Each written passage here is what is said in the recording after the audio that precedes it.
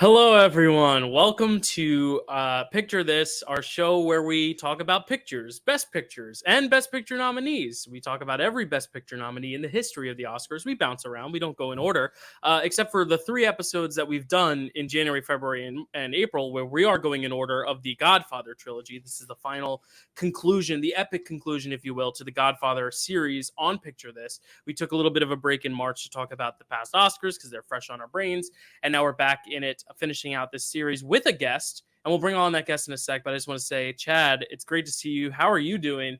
Are you excited about 1990 and the significance it holds, maybe to you? Yeah, doing great. The new Webb in the family is oncoming very very soon. More on that later. Probably the next episode might be interesting. Yeah. But yeah, no, I was born in 1990 as a new Webb is coming into the world this year. I came into the world in 1990. Right. I knew one of these movies from my childhood, and then the rest of them are either very new to me or just ones I saw a little bit later and stuff like that. But yeah, very important year for me. And this was fun watching these movies. I enjoyed most of them. Yeah. Cool. Well, we'll get into it, and I'm sure we have some more opinions that we're also going to have to take into consideration today because we have a guest. Like I said, he has been with us for past years for 1980, but also for this entire Godfather series, and we figured we couldn't do all 3 films without having the same consistent panel for all 3 movies. So we do have back once again, rounding out this trio of guests, a trio of panelists. We have Dan Skip Allen. Dan, how are you doing? I see your big badass Goodfellas poster back there. Don't tip what your favorite movie is, even though we might be seeing it. But are you excited for this year to talk about 1990, especially because it's a few decades later than the movies we've been talking about the past few months? I try to get out, but they keep dragging me back in. That's my comments. Nice. Well, we're always happy to have you. Always a pleasure. And why don't we tell y'all, the audience, we're 3 minutes in, and I always forget to do this at the top of the show. Tell y'all what movies we're talking about today, in case you guys want to go and watch all these movies. You'll probably be back a lot longer because they are very long movies, most of them. We are talking about Awakenings, Dances with Wolves, Ghost, The Godfather Part III, and Goodfellas. Those are the 5 movies we're covering for the year 1990. But before we get into the movies, we always like to kind of set the scene, give you a little history of the year, tell you about some of the Oscar stuff that happened that year, tell you about some of the movies that came out that year that didn't make the cut. So let's first start with the year 1990, and I'll let Chad start because it is a very significant year, as he said, his birth year. And then we can go to Dan and hear what Dan's experience was in 1990. And then I'm going to stay silent because I did not live this year, so I have no personal experience to fall back on. But Chad, why don't you walk us through 1990 a little bit, some of the history and maybe any memories you may have from your wee 9 months of consciousness, and then maybe we'll talk to Dan about what he remembers from that year. Well, I mean, yeah. First, I do want to add because I forgot to say it earlier. It is pretty exciting that we're finishing this trilogy because I'm thinking and I don't think there's another trilogy we're gonna do. I don't think there's another series of films that we're gonna get to do unless there's one in the future. You never know. Maybe one that's covered in sand, directed by Denis Villeneuve, if you know where I'm getting at. But who knows? He has to make a second one first. That has to be good. We'll see. We'll see. All right. The history of 1990. Well, as I said, I was born. Also, Tim Berners-Lee creates the first web server and the first known web pages written. Rowan lots of Atkinson. webs. Sorry. Exactly. Rowan Atkinson debuts Mr. Bean. Douglas Wilder becomes the first elected African-American governor in Richmond, Virginia. Smoking is banned in cross-country flights in the U.S. Nelson Mandela is released from prison. The Nintendo World Championships were held across the U.S. There was a huge tornado outbreak in central U.S. We don't like to speak of her much now, but Joanne Rowling gets an idea to write about a little boy wizard that would change the world, his and ours. Roseanne Barr gives us a seemingly purposefully terrible rendition of the American national anthem that's very controversial. And Leonard Bernstein conducts his final concert. Wow. Yeah, a lot of eventful things, lots of beginnings and lots of ends. I mean, it was in the And it was in the middle of the Cold War. I forgot to say that. Yeah, also important. Dan, what experience do you have in 1990? Any personal memories or anything that stands out to you about the year specifically? Yeah, I mean, 1990. I just remember like we're getting over, Ronald Reagan. We're getting Trump. I mean, not Trump. We're getting the Bush. first Bush, and then we're in kind of almost getting towards where we're going to end up with the first Gulf War. But we're still in those 80s types of movies like Dick Tracy. That transitional year, you could see these movies being so like 80s-ish with a couple that were like, maybe we're transitioning to something new, Mm-hmm. Yeah, I mean, it's interesting looking at decades, and a lot of the time, the first year of a decade will almost kind of resemble the past decade, and you don't really get into the trademarks of the next decade till like 92, 93, like when everything's kind of established. Because these films were filmed in the late 80s. They weren't filmed in 1990. They were edited and released in 1990. But I mean, look at Top Gun Maverick was released after the pandemic, but was totally produced years and years ago. I mean, the movie was supposed to come out in 2020. So, we're even seeing that nowadays. Like these movies that we're still getting in the early 2020s are kind of trademarks of the late 2010s. And I don't think we'll get into that solidified 2020s era until another year or two. But that's always interesting to look at. Chad, any other births besides the most notable one being yourself for 1990, and maybe some sad, unfortunate passings, and maybe some cool albums to talk about? Yeah, births, we have Chadwick Webb, as we've said, Liam Hemsworth, Draymond Green, Kristen Stewart, K-Stu, Emma Watson, Dev Patel, Sasha Spielberg, Philippa Sue, Aaron Taylor Johnson, Soulja Boy, Bill Skarsgård, Lucas Till, Jennifer Lawrence, Bo Burnham, Elizabeth Debicki, Jonathan Lipnicki, didn't plan that, and SZA, SZA is a musical artist. Deaths, Barbara Stanwyck, Ava Gardner, Rex Harrison, and Roald Dahl. Wow. And then albums, I have the top two right here. I have Heaven or Las Vegas by the Cocktail Twins, Nice. Violator by Depeche Mode, and then we have Nowhere by Ride, Rust in Peace by Megadeth, Bossa Nova by Pixies, Goo by Sonic Youth, Ritual de lo Habitual by Jane's Addiction, Repeater by Fugazi, Fear of a Black Planet by Public Enemy, and The Laws by The Laws. Nice. Cool. I actually haven't heard of many of those albums, so I got to go check them out. But I know the 90s is a very important decade of music to you, Chad. So I'm definitely going to seek some of these out. And some cool births. I mean, Emma Watson, like literally Harry Potter was everybody's crush born my in age. 1990. I was going to say, yeah. And then Jonathan Lipnicki, someone a lot of us like mirrored our own like childhoods after, like, oh my God, he's a star and he's a kid, which is really cool. And then like SZA, who has like the #1 album out right now, like born in that year. So like it's really cool. So now let's transition to the actual movies of 1990. But before we get to the Oscars, of course, there were movies that were either snubbed for Best Picture or snubbed altogether that we want to bring up.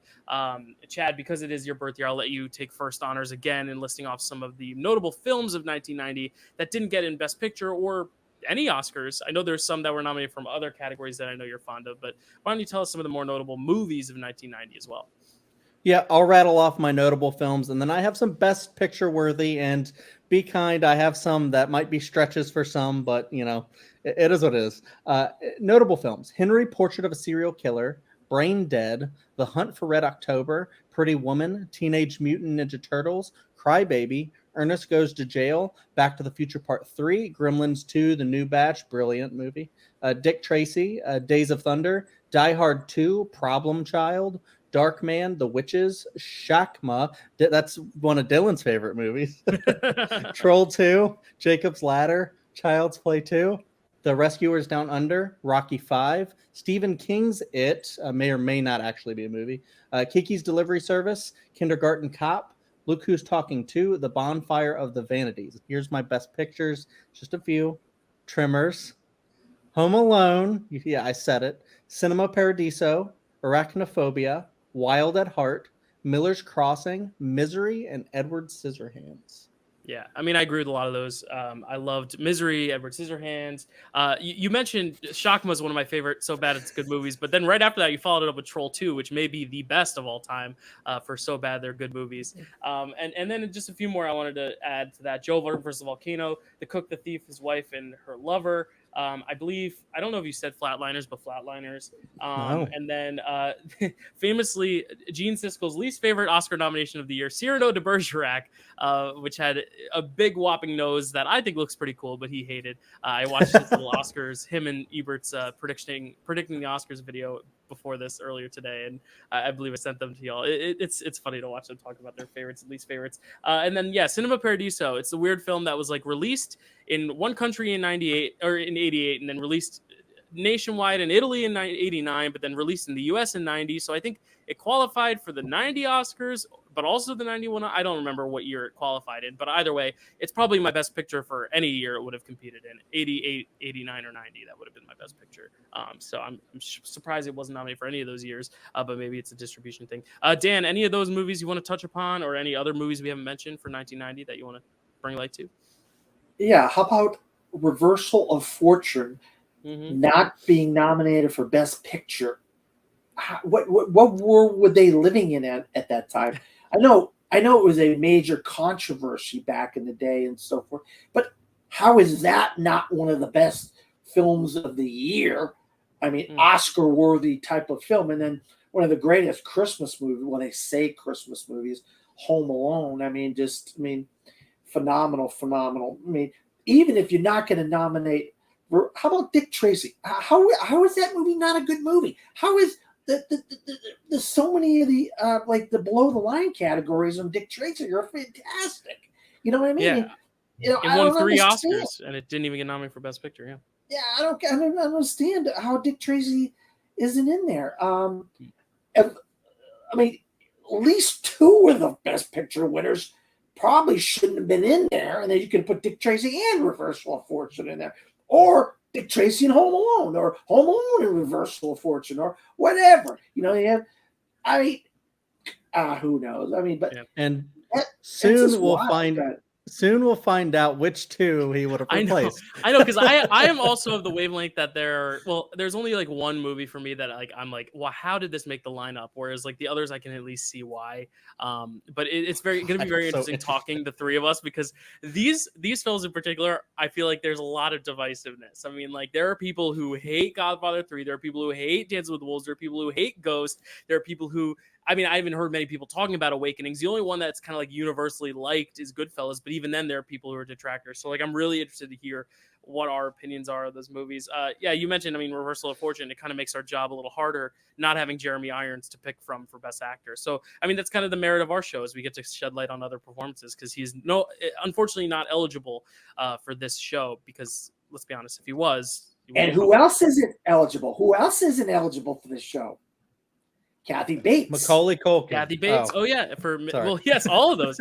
Misery and Home Alone. You're right. But yeah, a lot of great performances and a lot of great movies. But we're only going to be talking about those 5 today. The actual Oscars weren't that eventful. There was no like big history being made or anything. The biggest notable thing is Joe Pesci's acceptance speech for supporting actor. It is the record-breaking shortest speech in Oscars history.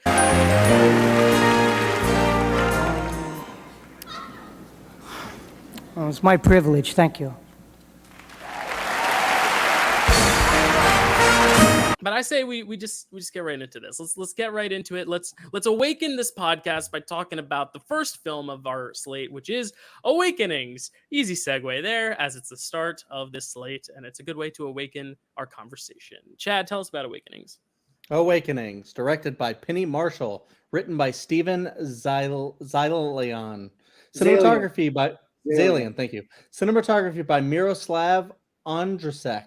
Music by Randy Newman. Starring Robert De Niro, Robin Williams, Julie Kavner, John Hurd, Penelope Ann Miller, Max von Sydow, Vincent Pastore, Ruth Nelson, Alice Drummond, Judith Molina, George Martin, Anne Mira, Mary Alice, Richard Libertini, Keith Diamond, Peter Stormare, Bradley Whitford, Dexter Gordon, and apparently Vin Diesel's in this. Yeah, very very small role. Cameo little role. Synopsis: a doctor administers a drug to catatonic patients that wakes them up. Yeah. Speaking of Steven Zalian, it's funny we just brought up The Irishman. Steven Zalian is most known for working with Scorsese. He did Gangs of New York, Irishman. He also wrote Moneyball, so we're a fan of him on this show. Ooh, nice. Just from that, because Moneyball was our best picture of that year, I believe. Mhm. Dan, you're a guest, so I'll kick it over to you first. Even though Chad, it is your birth year, but I'll let you start on the next one. Dan, what are your thoughts on Awakenings? Had you seen this one before? This is a first watch for me. I don't know about you.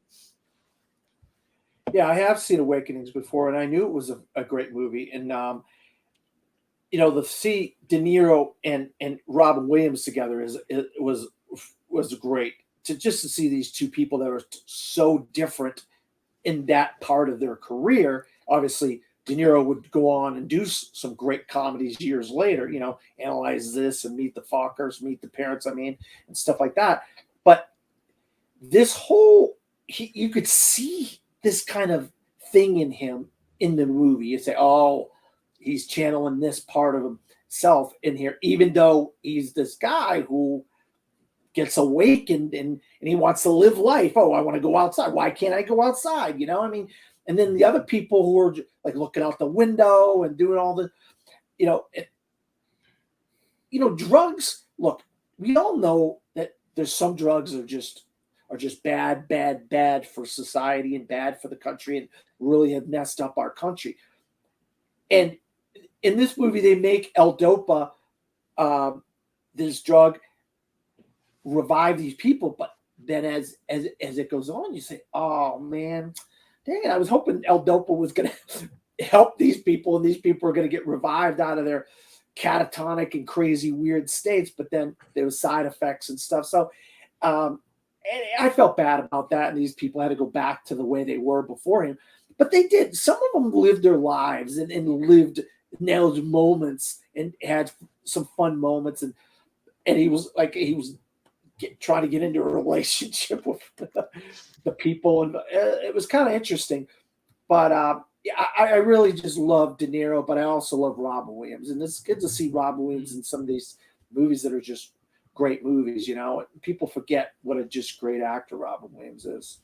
Yeah, this is the furthest from the crazy zany Robin Williams that we know. There's very little, if no comedy at all for him in this movie, even where like Good Will Hunting, even like there's that scene where he talks about his wife farting or whatever, like there's even comedy in that. Like this one, there's nothing, it's all straight.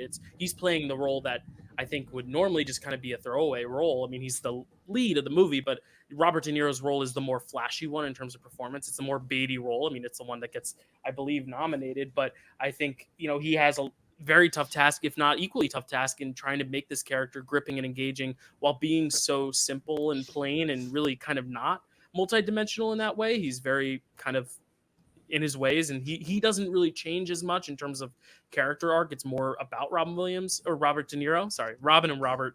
I'm going to get them confused a lot in this episode.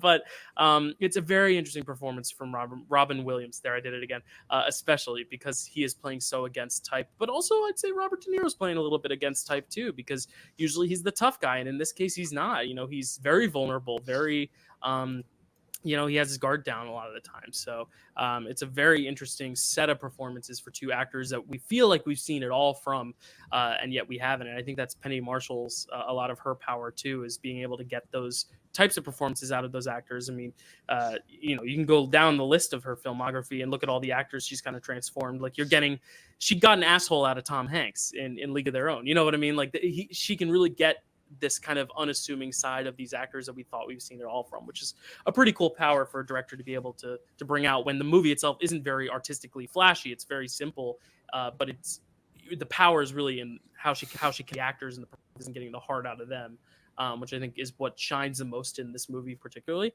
Chad, was this a first watch for you, and what do you think of this one? Yes and no.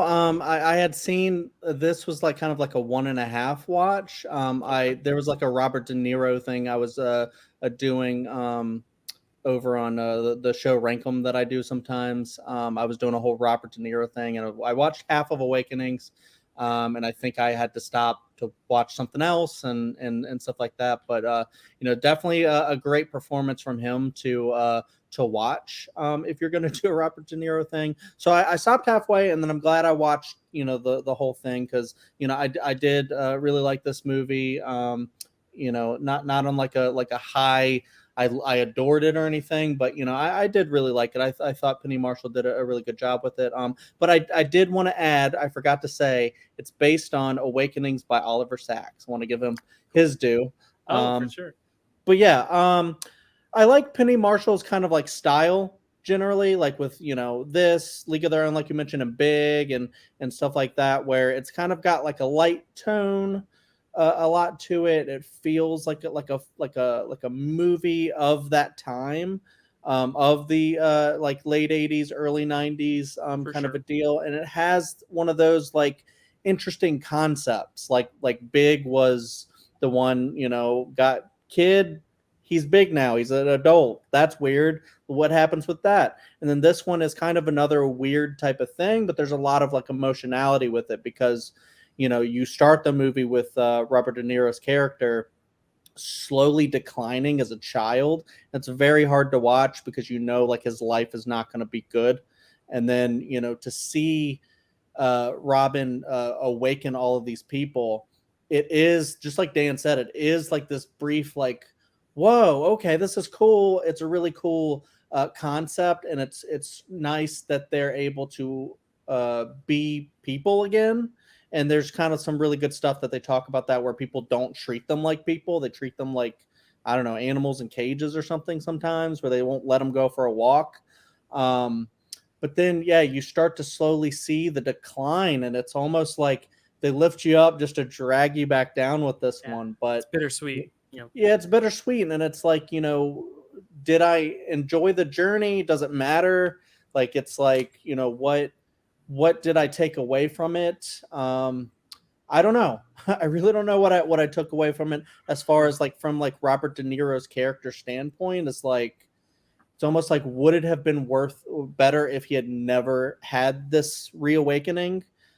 Because then he had to have another realization that this isn't going to get better for me. I'm never going to go out and be with that girl that I like, and all this stuff. And yeah, but I am glad that like the experience with him waking up kind of changed Robin Williams' character, and made him like come out of his shell a little bit. And so there's a lot of really good stuff in character development in this, and enjoyable moments, and seeing like the concept come to life. And it's just interesting. It's an interesting movie, but it's like one of those where I'm like, do I want to watch this again and experience that all over again? Because it's such a dire movie in some ways. Mm-hmm. Yeah, well, and what you said, like, what is the actual message? And it's interesting, because I haven't really thought about that. Because at first, when you're watching, you're like, oh, it's about, never give up hope, keep trying, because you may end up succeeding. And that's the thing, is he succeeds, but then he ultimately does fail, because he's not able to sustain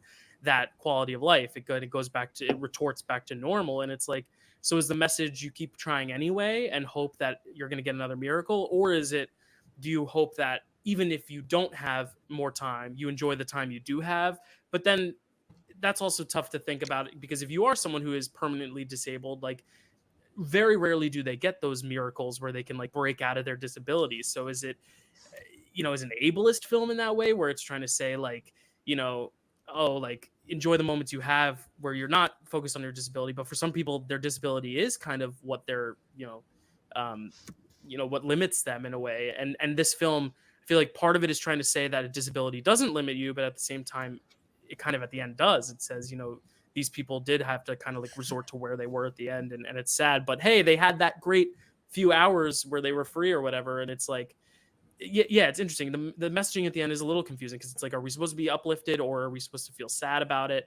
And are we looking at it from Robert De Niro's or Robin Williams' perspective, in terms of like, who are we supposed to learn from? Because Robin Williams, yeah, he gets a little bit of confidence at the end, but I think Robert De Niro is the one who goes through the arc. But at the end, Robert De Niro ends up the same way he started. So it's like, it's hard in that sense to kind of pinpoint like a message of like, what are we supposed to think, and like, what is it exactly trying to tell us? Is it supposed to be like, cling on to the miracles that can arise, or is it just don't worry about a miracle, you're good the way you are? But this movie doesn't really tell you that. It makes it seem like you're worse off the way they are.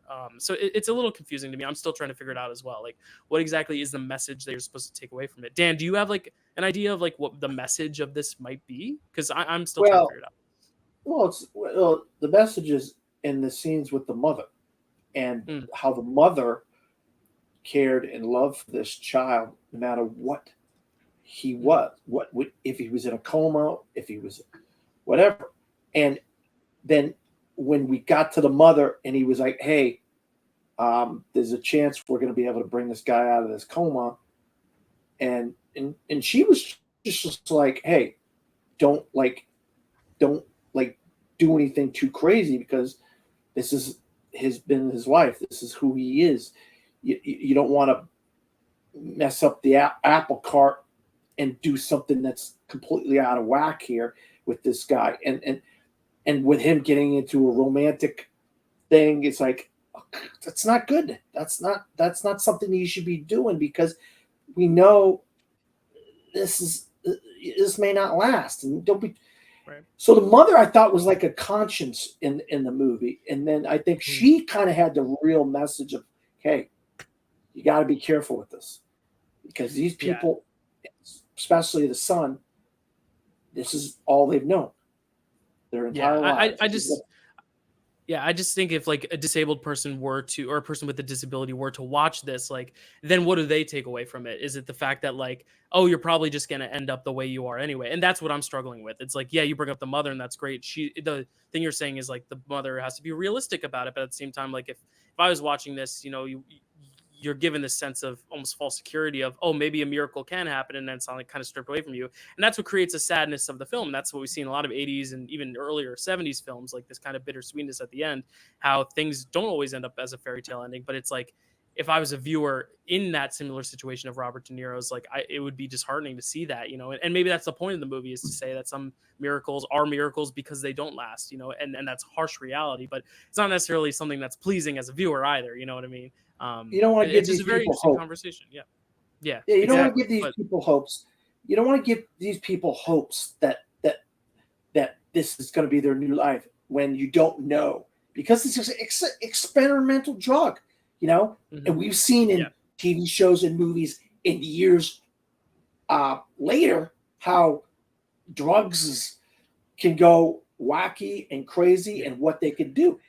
And this is one of the first things we've seen about when it comes to dealing with drugs. Yeah. So maybe essentially this could be ending up the message being, this is maybe an advertisement to supporting medical research, and that maybe someday down the line, we will have miracles that are no longer miracles. They are changes. They're permanent changes, but we have to put in the effort and put in the research, and any scientist can do that. I can see that being like the takeaway, but at the same time, still, this Robert De Niro character still ends up in the way he started. It's still sad to see. It's very interesting. Yeah. Think about it, Dylan. You know, let's talk about medication to cure Alzheimer's. Think about if you have Alzheimer's and then all of a sudden you take some medication, you're like your spry 30s and 20s and 40s self again. Like, I don't know. You're like, what? I mean, wouldn't that be weird? Wouldn't that be weird? Don't you think? Oh yeah, for sure. Yeah, this captures that feeling well. It's just ultimately what the film has to say after that. It's like, what am I supposed to leave with? And that's what I'm still struggling with. But all you say makes a lot of sense. Chad, what were you saying? And you know what, like the kind of Dan was kind of reminding me of is like this movie actually kind of feels like it's almost like Frankenstein a little bit, where it's like, you know, you have Robin Williams being he's not a mad doctor. He, like Dylan was saying, Dan was saying, like, legitimately, like, if you have something you think could cure these people, why not, like, you know, pursue it? But you have nothing else to test it on. And I'm not saying you should test it on animals or, you know, anything like that. But, like, you know, if you have nothing to test it on, then, you know, basically, you know, what do you do? And so he does something, and then we get to go on that journey, and we get to see what comes of that. And then I think it's like just like a big morality question. And I think some movies, when they leave it open for the viewer to be like, you know, I didn't like that he did that, or hey, at least he tried something. Because then you see later, even after this movie, when you had like, you know, somebody like Terry Schiavo with the whole brain dead case, someone who's basically there, but like are they there kind of a deal. And we get a little bit of like hope in that when we hear Robert De Niro basically tell his love interest, your father can hear you. He hears you talking to him and stuff like that. So we get kind of a feeling of he was aware, but it's almost also like as an audience, you have to think, is that right? Like, should we leave them in that state forever? Like, and Dan saying that the mother still cares about the person that's there, that's absolutely true. But then it's the other thing too, is like, how selfish can we be sometimes to let somebody live like that just because we can't bear to let them go? And it's a big morality case. Like, people are divided on this, I think, probably even still today. So I think it raises that question. That's what I want to ask you, Chad. Is the phrase moral ambiguity, does that fit here? Yeah, I think so. I think it can, right? Yeah.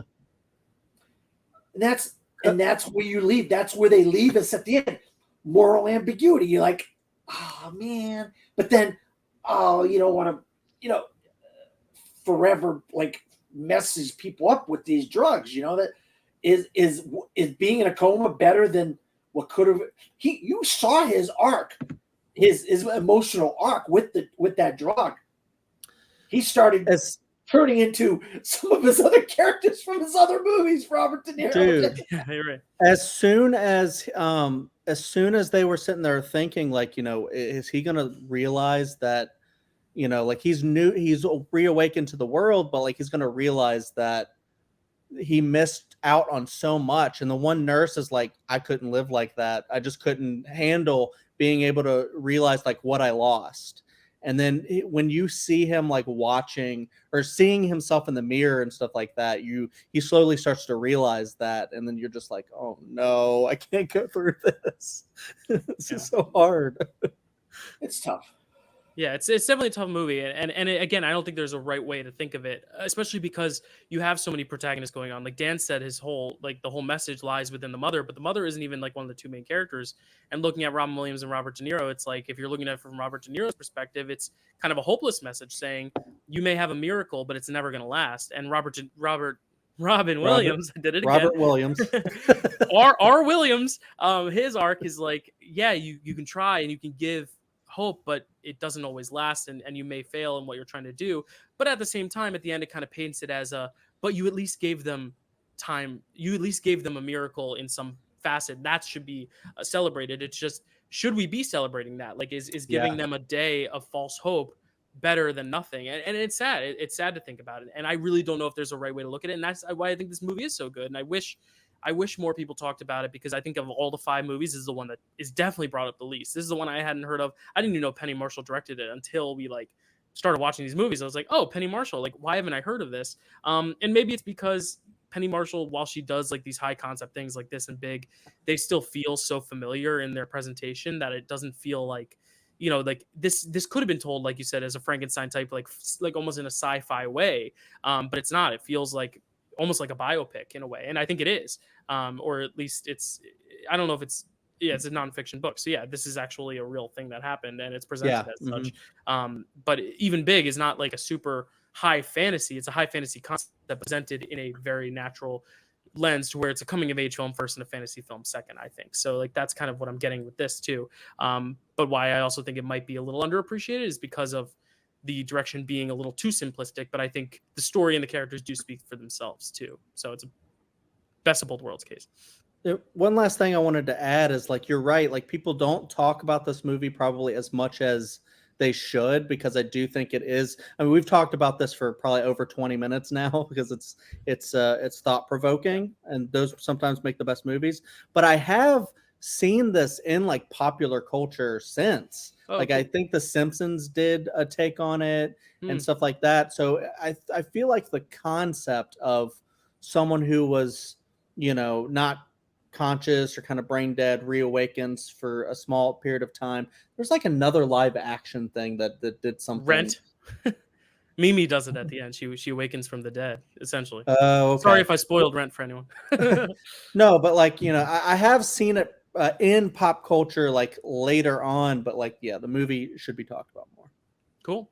Awakenings, unfortunately, has the least amount of Oscar nominations, though, of all these films. It only has 3 nominations, but it's 3 big ones. It's nominated for Best Picture, Best Actor for Robert De Niro, and Best Adapted Screenplay. It does not win any of them, so it was not dancing away with any trophies. But what was dancing was a certain little Kevin Costner film, and they were dancing with a certain animal. They were dancing with wolves and Oscars, dancing with wolves and Oscars. Dances with Wolves, directed by Kevin Costner. It's his directorial debut. Written by Michael Blake. Cinematography by Dean Simler. And music by John Barry. Starring Kevin Costner, Mary McDonnell, Graham Greene, Rodney A. Grant, Floyd Red Crow Westerman, Tantu Cardinal, Jimmy Herman, Nathan Lee Chasing His Horse, Michael Spears, Charles Rocket, Robert Pastorelli, Kirk Baltz, Tom Everett, Mary Chaikin, Wes Sudi, and Michael Horton.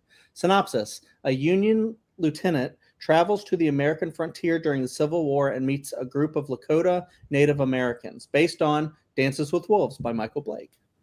There you go.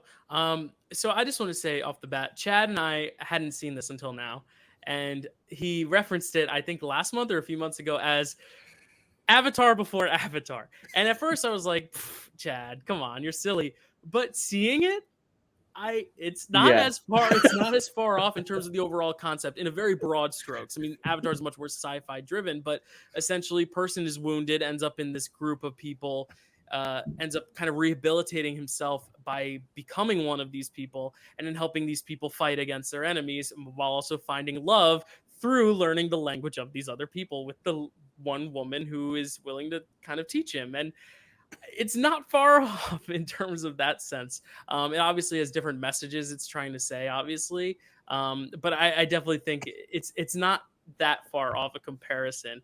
But as someone who loves Avatar, I'm interested to see I'm interested to talk about what I think of this movie, but I'm also interested to talk to Chad, who I know is like lukewarm on Avatar, likes it, but doesn't love it as much as me. What he thought of this. And then Dan, who I know has seen it before and likes this movie, what he thinks of this movie. So I'll start with you, Chad, since we started with Dan last time. What do you think of this movie on a first watch, and coming off of the freshness of Avatar being on our brains and that slight comparison? So, since this was released the year of my birth, I have heard some things about it, but mostly all I've heard about this movie was its relation to Avatar, and that Avatar, a lot of people will say Avatar is basically a copy of Dances with Wolves. And, just like Dylan admitted, it's not too far off. It's basically Avatar is Dances with Wolves with a blue people sci-fi tint a little bit. But a little more than a tint. A little more than a tint. It's a leap. There's differences in story and stuff like that, but I'll say, even though I'm lukewarm, like you said, on Avatar, I really, really, really like Dances with Wolves. The only things that I didn't really love are a lot of the animal stuff, but I think that a lot of that stuff works for the movie and what the movie's trying to say and what the movie's trying to do. It's a 3-hour movie, but I don't think that I don't think it's too long. Like, I think you kind of need, his establishment, like what happens to him at the beginning, and then his establishment at this fort, and him saying, no, I'm stationed here, to show that he's still rooted in that American white culture. And then he slowly starts to assimilate into this other culture. And I like how they show them changing, and I'm not sure if this ever really happened with a soldier or anything like that, but it almost feels okay. Go ahead. I was just about to say, the book, it looks like it is a historical fiction, so I don't believe this is based on a true story, but it's based on a book, but the book is fiction, so I don't think it actually happened, but it may have happened or a circumstance around it. Yeah, it might be loosely based off of a real event, but thinking about it, I'm sitting there wondering, if Quentin Tarantino can get away with his revisionist, history movies, I'm kind of looking at this one as that. What if there was a soldier that could see that,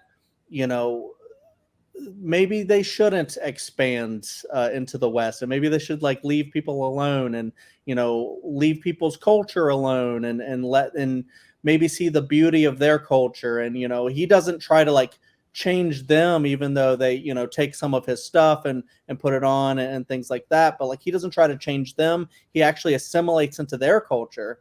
And it's just a great movie to see that like blending of the two cultures and see what could have been had,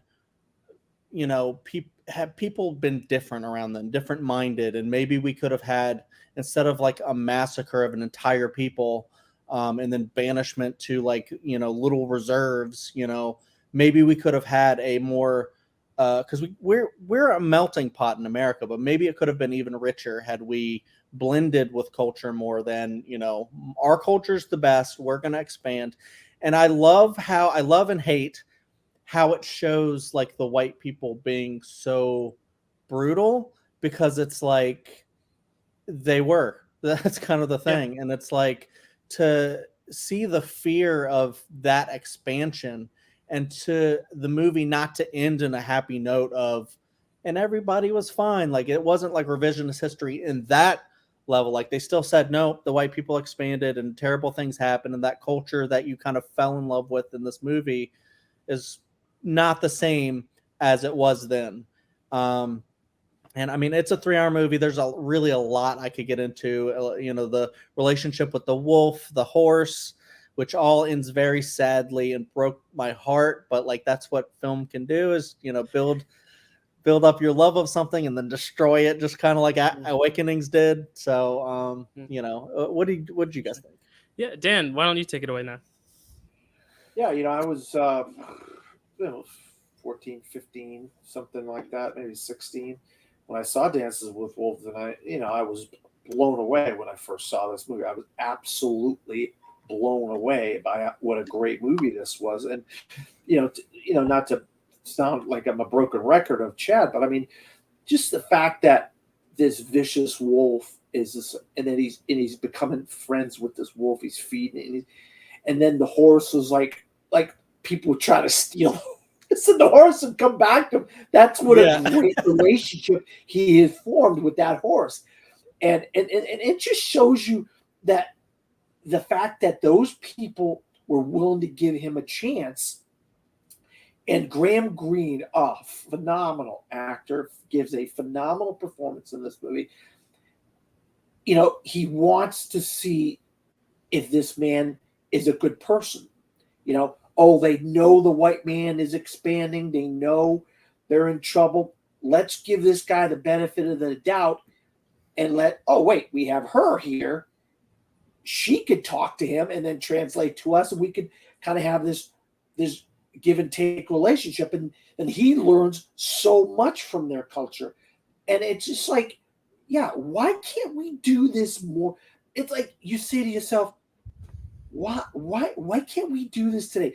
Going back to like movies that we saw this past year, Banshees of Inisherin, about the Irish and the Catholics, and so many different types of scenarios in the history of America and the world. You know what I mean?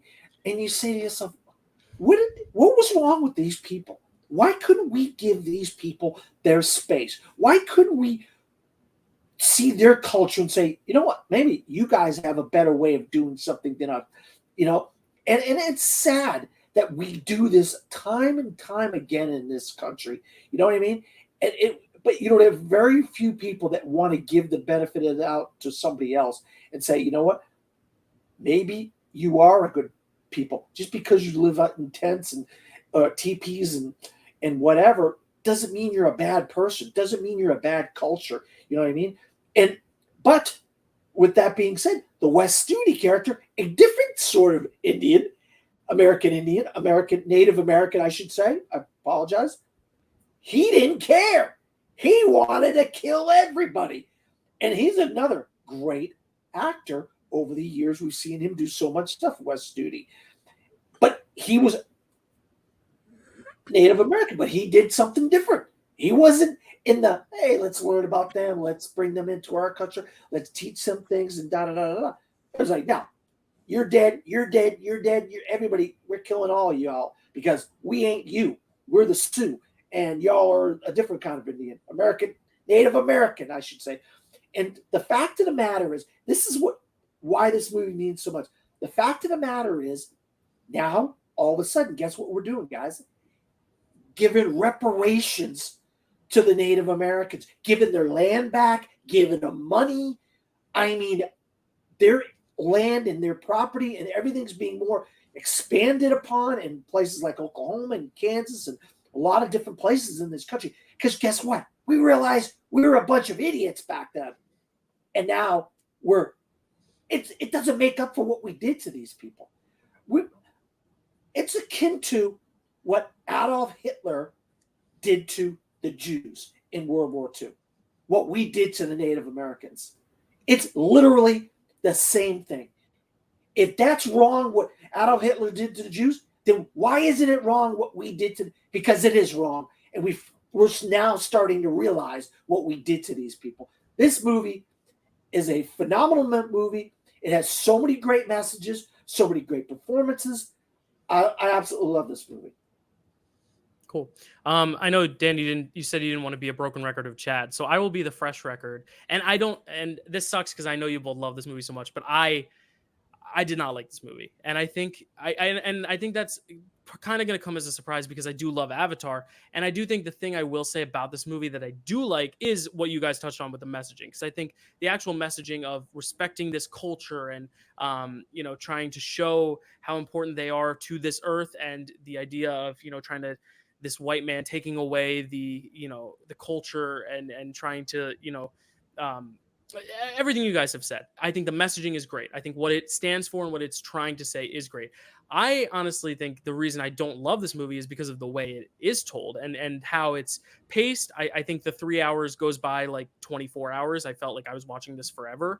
I just found the pacing to really drag. I think the cinematography was nice, but and it's weird because we're going to talk about a movie in a second that has, I think, some of the best use of narration in any film ever. But the narration in this thing, by the second time Kevin Costner started speaking, I was ready to mute it and just read it with subtitles, because I think it's like there's some narration where it feels like the character is actually speaking what they're thinking. And then there's narration which feels like a character is reading something off of a page, like they're reading a book. And that's, I think, what they were going for was the fact that he was writing this book. So he's talking as if he's reading it. Like I was going to pick up something to read, but I don't have anything to read. But like, picture this is a YouTube show hosted by Dylan Randazzo and Chad Webb. Like, it feels like you're almost reading something rather than actually just speaking it. And I would have liked it more if he was actually just speaking it with his own inflections and tones of what he was feeling, rather than him reading his writing, because it just started to sound like kind of one of those like nature documentaries that you put on to go to sleep. It was very monotonish, mundane, very kind of dreary narration. And I think when a movie's 3 hours long and it's all narration pretty much, I mean, the only English language really heard in this film is from the narration. Everything else is kind of this broken English / Native American speaking. And I think when so much of the movie is bogged down in that, it really took its toll on me in terms of pacing. And again, movies hit people differently on when they watch it, how they watch it, where they watch it, the feelings, the time of day. Like, it might have just been wrong movie, wrong time for me, where I was at the wrong place, wrong time to watch this, where I couldn't necessarily give it my attention. But I always like to give my movies attention. I like turn off my phone, I dial in, and I was dialed in, but I felt like I was watching this for hours and hours and hours, because just that narration got to me. The actual story just took way too long to get there. And it sucks, because I do agree the themes are so strong. And I think what it has to say about how we communicate with other cultures, I've heard people call this a white savior film, and I think it's the total opposite. It's like what I said with Avatar. They're saving him. He's not saving them. The only thing he does for them is gives them cool weapons. And like, sure, that helps them, but it's like, they would have probably done well without the weapons anyway. And we even see that they don't succeed in the end anyway. So it's like, if he had gotten them weapons and they killed all the people, and then they were like,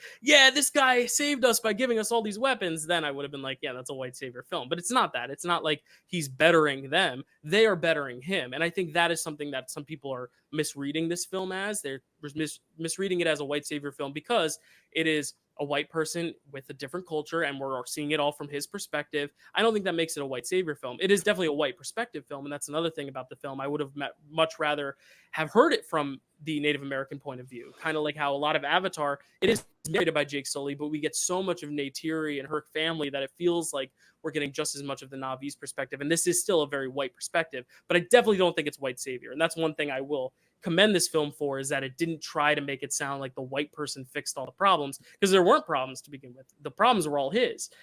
His demons are what needed to be fixed, and if essentially it's the opposite, it's he was being saved. So I like that aspect, and I like what it has to say. It's just the way they executed it. I just think Kevin Costner, with a directorial debut, you almost want to bite off so much that like it almost seems like he didn't know when to cut, and he was like, I want to soak in every ounce of this land and every single shot I can get, but at the same time it's like you got to learn how to kind of cut it down. And maybe it's just, again, this movie, maybe I watched it at the wrong time, because there are other movies in this slate that are 3 hours long, so it's like there are other movies that are this length. It's just I think a matter of what you do with the length and the pacing. And I've gone on the record on the show, I'm not a Westerns fan, so just the genre and style itself is just not one that immediately appeals to me. Like, I know, Dan, you love Westerns, so I know like this is your cup of tea, but I'm not the biggest Western fan. I know, Chad, you're kind of mixed on Westerns, or you like them. You definitely like them more than me. So it's interesting, and I think that could also be why I'm not as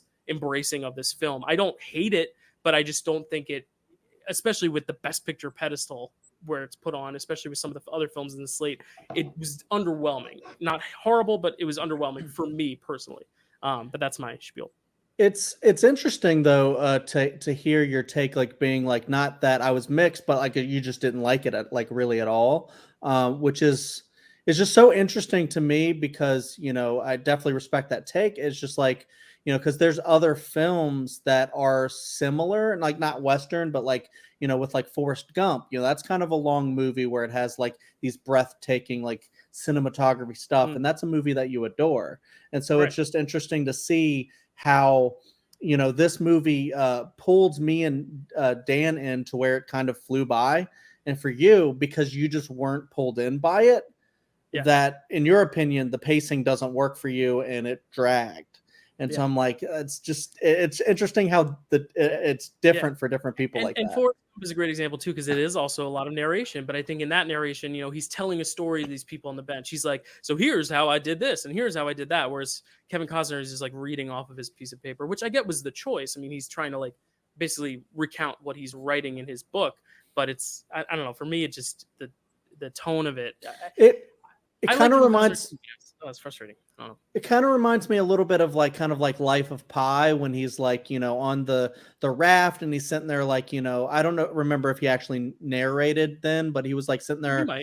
He's sitting there like this is what I did, this is how I get off this raft and stuff like that. And it kind of felt like that with Kevin Costner being like, these are the steps I'm going to take to figure out what's going on with these Lakota and see if we can be friends and stuff like that. So I don't know, I think a lot of those choices work for me, but it's interesting that we're like diametrically like on opposite ends and like I said, I don't hate it. Like I definitely give it a negative rating, but it's not because of what it's standing for. It's because of how it's executed. And I think a lot of people hate this film because of what they think it stands for, or actual people of Native American descent have criticized it because the language they use, in other languages they have more it's kind of the language is a bit more gendered in terms of like if it ends with an O versus if it ends with an A. We see it a lot in like Spanish or Italian language, and a lot of the times in this film it's all kind of a male gendered language that they don't really vary it a lot. And I've heard a lot of people criticize the inconsistencies of language, stuff that we as three white guys would never know. I mean, like you would never watch this movie and know that there were language inconsistencies. So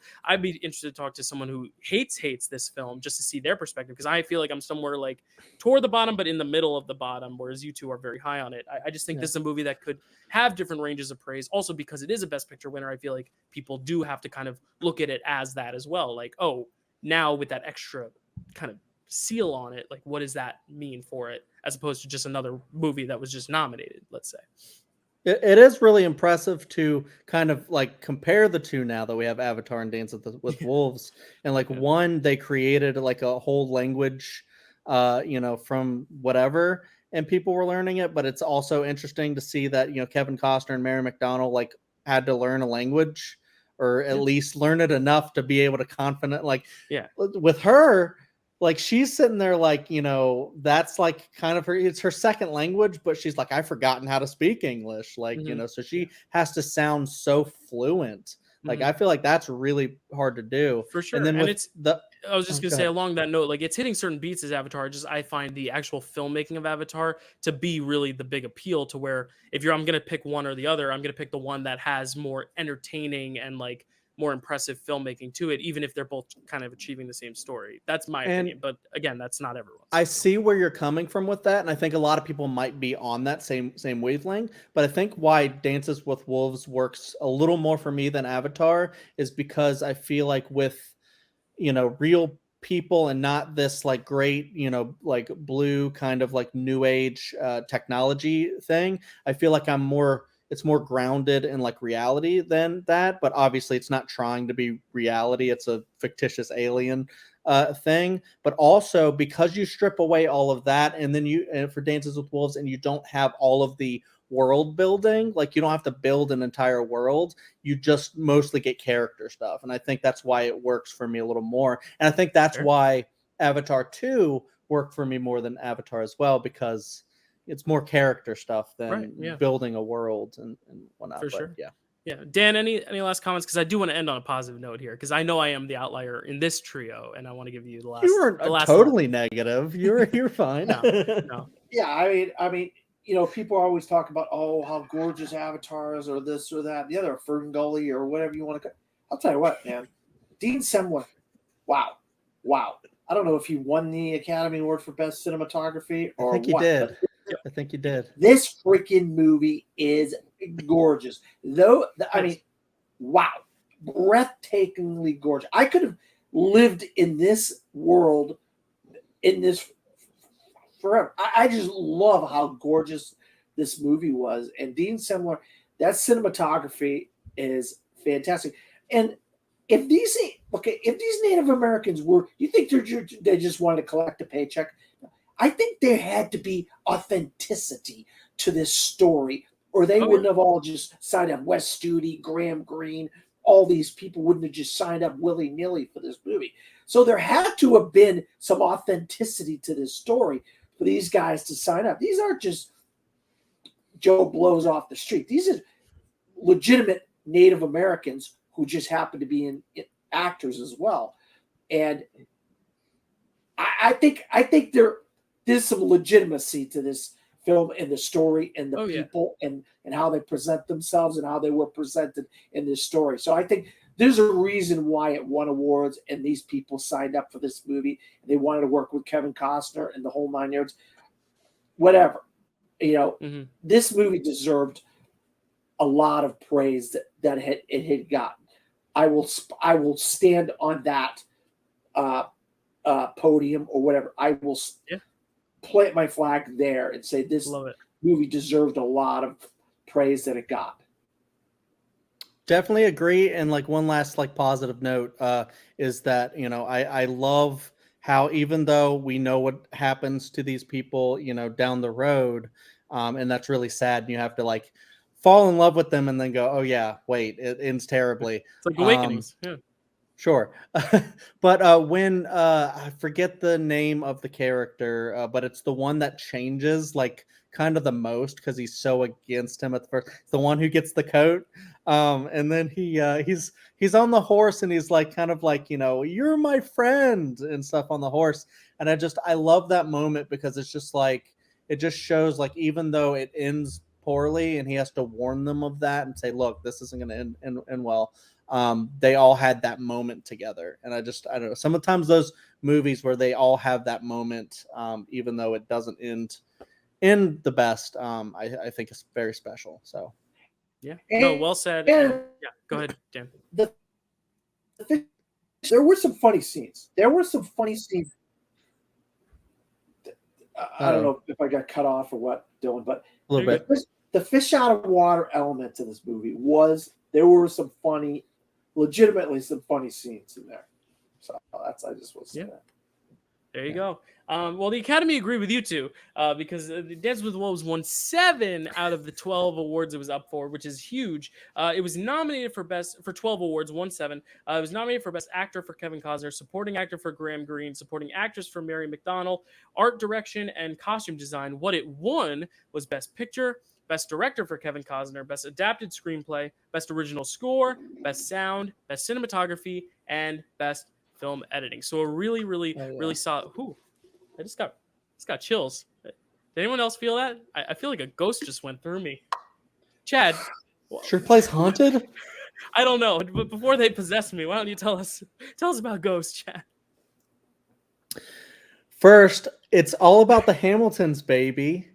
Throw the snacks in the bag, and I'm ghost like Swayze. Ghost, directed by Jerry Zucker, written by Bruce Joel Rubin, cinematography by Adam Greenberg, music by Maurice Jarre, starring Patrick Swayze, Demi Moore, Whoopi Goldberg, Tony Goldwyn, Rick Aviles, Vincent Schiavelli, Gail Boggs, Armelia McQueen, Phil Leeds, Augie Blunt, Stephen Root, and Bruce Jarchow.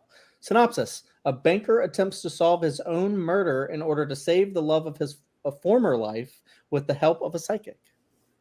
Yeah, so Ghost, I texted you guys this, and this is an embarrassing fatal flaw of mine. Until the Elvis trailer came out, I assumed, just because everyone talks about Unchained Melody in the context of Ghost, I thought it was from Ghost. Like, I thought it was an original song. So when I was looking through the Oscars, I was like, why wasn't this nominated for Best Original Song? And then I realized, I was like, oh, that's because it's not original. Written in the 1960s. Yeah, it was not the original song. But that is kind of like the scene that when I was, because this is the first watch for me, but this is kind of the scene that, like, growing up, everyone talked about the Unchained Melody scene with the pottery. But they rarely talked about much else. And when I watched this, I didn't realize how much crime there was, how much humor there was, how much, I mean, I knew the romance was there, but also how much, like, interesting sci-fi and supernatural stuff there was. And like horror. Like, I'll be honest, I feel like for years and years I was sold a different movie to where everyone talks about the pottery scene, and I expected the pottery scene to, like, come back in some way. I expected maybe, like, the ghost would do pottery with her. I didn't realize that, like, the pottery scene is, like, one of the very first scenes. Like, I feel like so many people misadvertise this film, and yes, it's a romance through and through. That's the core. But, like, I was surprised. It was like, this is way more than just a romance, and maybe it's just my lack of research, but I was like, there's a lot more going on in this thing. So we'll talk about it. But Chad, just a quick addition to what you're saying is that because Carrie thought that the pottery thing came later while he was a ghost as well. Yeah. I don't know if it's because I think there was like a Family Guy bit where he was a ghost doing the pottery, and it's like, maybe that's not correct. Yeah, maybe it was like he was a ghost, so they decided to, like, oh, let's do a scene from Ghost, and then did that one. You know, that might be it, because I grew up on Family Guy, and Family Guy was like the base of like 90% of the pop culture references that I didn't know were pop culture references. So who knows? Dan, what do you think of Ghost? Was this first watch for you or no? No, I saw this when I was a 15, 16-year-old, whatever it was. Cool. And look, I'm not much of a romantic. Let's put it that way.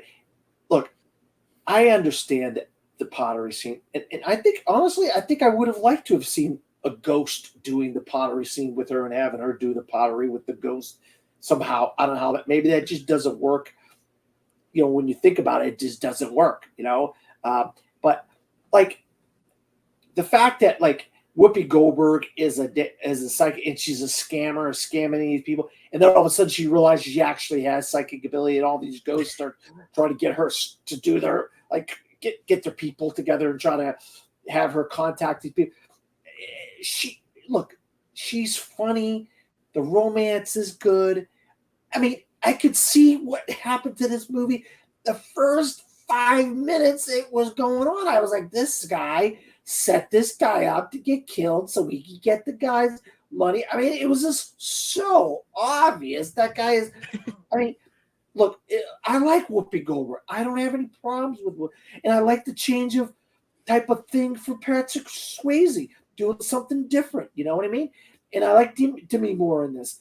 I like Ghost. I just don't think Ghost is an Oscar Best Picture worthy film. It just isn't. It's a good movie. I think it just caught the public consciousness at the right time, similar to like a Crash or something like that, where or maybe a Moonlight for a different extent, or where everybody went and saw this movie in droves, and it was it's so sweet, and the songs and stuff.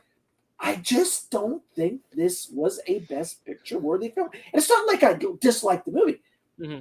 I like it.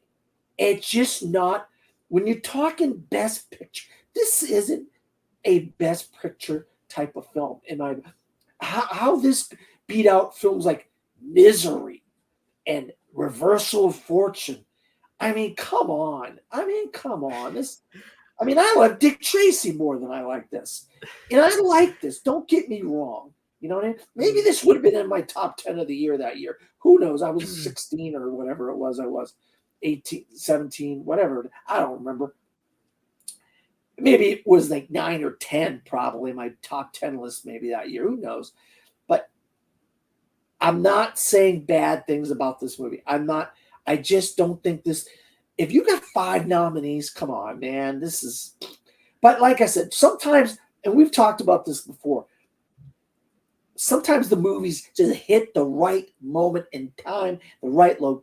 And maybe this just, the public consciousness caught on to this at the right time. And it just was one of those ones that these old farts were like, we have some heart. Let's put Ghost in there. I don't know. Well, but go ahead. I think you can tell by my big old grin that I am on the totally different wavelength than you, Dan. And I think that's what's fun about this episode in particular, is because I know we're going to disagree about another film later on too. So it's like, we're just, that's what makes this fun, the show so fun. I left this film sincerely blown away. And I think it might just be with my expectation of it going in, of being like, I had no idea it was going to be a crime. Like, it's mostly a crime film because it's all about how this guy needs to get this money out of this account and get it away. And I love how the money is such an, kind of a throwaway thing after the fact, where he just donates it to charity and we never hear of it again. It's strictly just so he can't have it. It's not like he needs it for his own personal benefit. He just wants to get rid of it. And I just love the different ins and outs. I think the most impressive thing about this film for me, because I knew it was going to be very romantic going in. The romance is so beautiful, so touching. I've been weeping about this film since I saw it last week. The romance hits you, but for me, it's the actual mythology and how they perfectly think through every single question you may have. You may be like, wait, how can he not touch something? But this guy just pushed him out of the subway, so he can touch something, but he can't. And then they explain it. And then it's like, every single thing you're wondering, it's like, wait, how can she, can she talk to ghosts? Can she not? And then you find out she can. And then, like, how does Demi Moore then not be able to see him and talk to him? And then you find out later that she can once certain things are unlocked. Like, it's one of those movies that, like, really did its own, and I don't want to say research, because you can't research mythology because it's made up, but like, they did really think through their own in-world rules very well. And I think that's what makes it so successful, is because it doesn't even take a lot of time explaining the rules, but because the film itself knows its rules so well, it's able to just exist as a very good romantic crime film with some comedy, and the rules are just a state of being, and they make the film better because of that. And I really, really appreciated that. Like, I dug this film a lot. This is a film, like, I know that, like, if I'm ever on a date movie night, I'm going to want to put this on because it does have that romance, but it's not all bogged down in the whole, like, oh, he's gone weeping, because it is more about the feud. I mean, Tony Goldwyn is so good in this thing because he's playing the asshole so well. I sent a picture to Chad. I said, this is the same character. And I sent a picture of Bradley Whitford and Billy Madison, because it's that rich guy who you just hate from the get-go. And like you said, Dan, it's predictable. He's a jerk, but I think that's what makes it so well, is because the whole time you're never given that redemption of him. And some characters I think are better for that, where you can just fully, relish in their villainy the whole time. It's like the Disney villains. Like, a lot of Disney villains of the older era were villains from the first time you met them to the very end. They didn't have these surprise reveals of, oh, shocker, they're the bad guy. Like, from the beginning, we know he's the bad guy. And I love that. I dug this film a lot. Chad, I want to give you some chance to talk about this before I keep going. I'm sorry if I talk too much, but I needed to gush over this. I love it. That's okay. Dylan, how the hell do you like Ghost? I don't understand. I'm just kidding. I adore Ghost too. Oh, Sorry, okay. Dan. Sorry. Well, because Siskel and Ebert famously were also on Dan's camp too. That's why I sent it to you guys, because I was hoping maybe I was wondering if maybe you would share the sentiment. And it seems Dan does, of like, this is a Best Picture movie, and I think they thought the same thing. So it's interesting to see different perspectives, and neither one is wrong. I mean, Siskel and Ebert are the greatest to ever do it. So I'm coming from my perspective of this comes from kind of like a blend of your guys. Like, I'm not in the middle on this movie. I absolutely adore it, just like Dylan does. But I'm on the wavelength where I grew up with this movie. So I knew, it's like I haven't seen it like in a long time, but I used to watch this as a kid. My dad really liked this movie, so he always put it on. I knew it was kind of a horror film, like the shadows that come out and take away the the evil guys.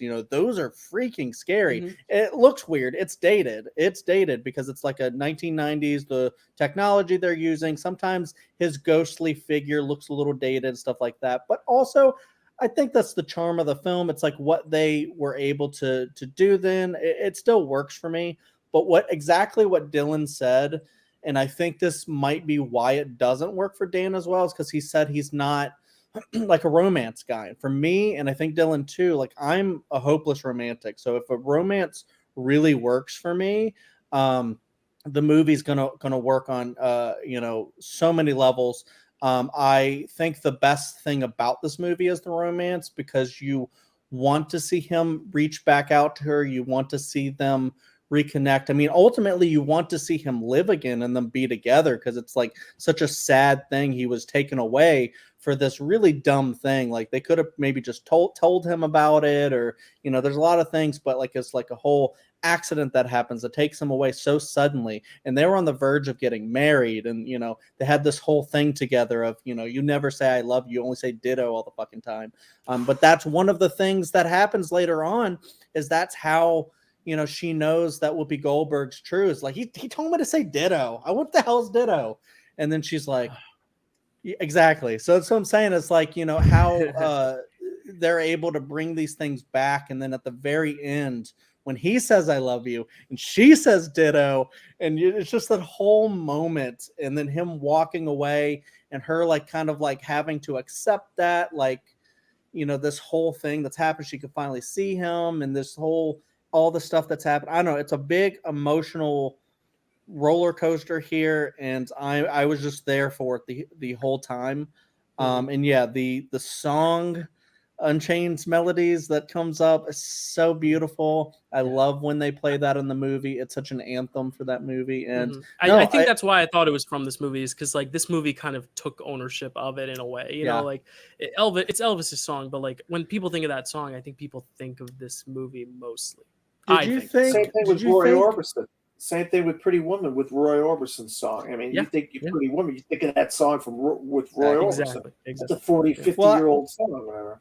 I was also going to ask Dylan, did you think that Bohemian Rhapsody was written by Wayne's World? Yeah, I thought Mike Myers was the songwriter on it. No. I'm not that dumb. Yeah, no, I agree. I love what you brought up with ditto, because it's kind of like, it's the Chekhov's gun thing of like, it's something planted earlier in the film that seems like a cute little personal character detail, but then it ends up being the one thing that is able to like kind of make Demi Moore's character kind of like come to realization that this lady is not making up shit. And I really like Whoopi Goldberg's performance in this, because I think a lot of people criticized it for being like, it's nothing extraordinary. It's Whoopi's thing, but I think there's a lot more drama in this performance than Whoopi's traditional thing. I think there's a good merge of her comedy sensibilities and her drama, because she also has to have that heart, because she has to ultimately decide to help him out.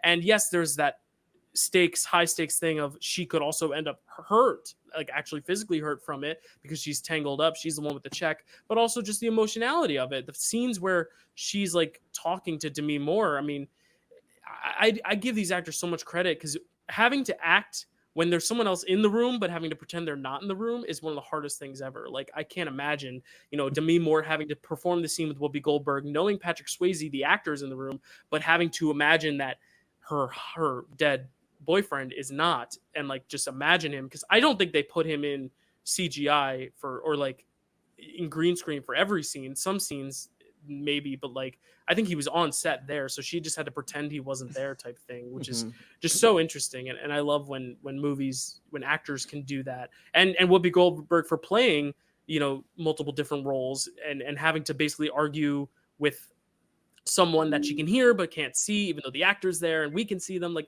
I just think there's a lot of obstacles that the actors themselves aren't given enough credit for in this movie.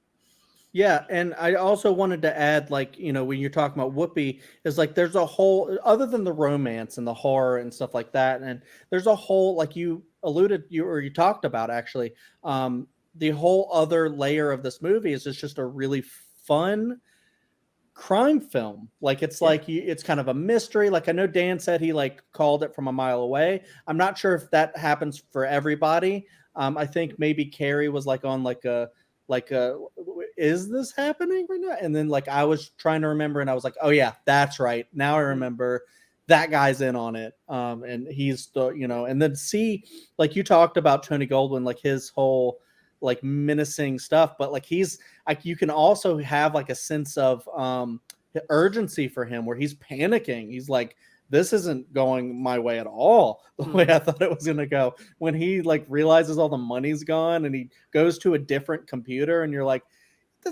it's not going to be there either. What are you doing? Like he's panicking, not even thinking right. And yeah, I definitely saw it coming only because that earlier scene when Patrick Swayze says he has $4 million and can't get out of the account, and you see Tony Goldwyn's face of like, what was that? But he kind of tries.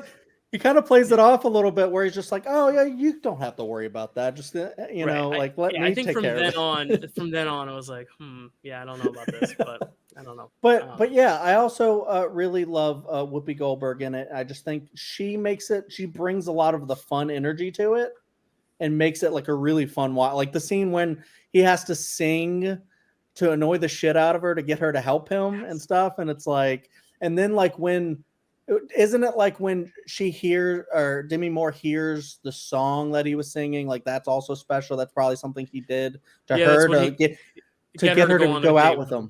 Yeah. Beautiful. I love it. Yeah. I mean, look, guys, I don't hate this movie. I know. I like this movie, and I think there's really good messages in here. The chemistry between the actors and so forth. But this isn't even the best movie that Whoopi Goldberg had that year. She had a much better performance in a different film that year. At the moment, I can't remember the film. I forget the name of the film right now. I apologize. Was it Sister Act? No. That's I'm looking. Corinna or something like that. No, she's in another movie, and it's like this is what she's going to win an Oscar for. Is this? And she's a much more serious movie she's in 1990. The Long Walk Home came out that same year. That's the one. Well, I also think a lot of it is like the idea of like an actor didn't win the year they should have, so they awarded them a few years later. And I think it could be that for like The Color Purple, because 5 years before it, The Color Purple famously was nominated for the most Oscars for a losing film ever, like 11 Oscars it lost. So it could be one of those case scenarios where it's like an overdue actor lost for this thing, so we're going to award them for this thing type thing. Like we see a lot of the time. I mean, Viola Davis loses to, actually that's a bad example because she was great in Fences. Al Pacino, but we don't want to get into exactly. that right now. Scent of a Woman, it's like that's Paul not his Newman. best performance. Paul Newman. Don't get me started on this. Don't get me started on this. Well, I won't. Yeah. This is a whole nother podcast, Dylan. Yeah, but these performances that are not awarded when they should have been, so they get awards later in their careers because they're overdue, even though they're not necessarily the best one of that year. I mean, it still happens to this day. So sometimes they get it right, but sometimes it's like this was for like Leonardo DiCaprio's The Revenant Oscar was his Oscar for Wolf of Wall Street. It's just 3 years later. You know what I mean? So, or at least that's what people say. That competition that year was Aviator. I mean, how do you exactly? He's amazing as Howard Hughes. Again, a podcast for another time. But it's I think that's the sentiment with Whoopi Goldberg, and also just the fact that you're able to give Whoopi an Oscar is cool too, because she is a comedian first, and I like that the idea that Whoopi Goldberg has an Oscar, like that's awesome. I think, but but you're right. I agree. But I mean, this is a good movie. I just don't think it should have been nominated for Best Picture. That's the I'm planting my flag there.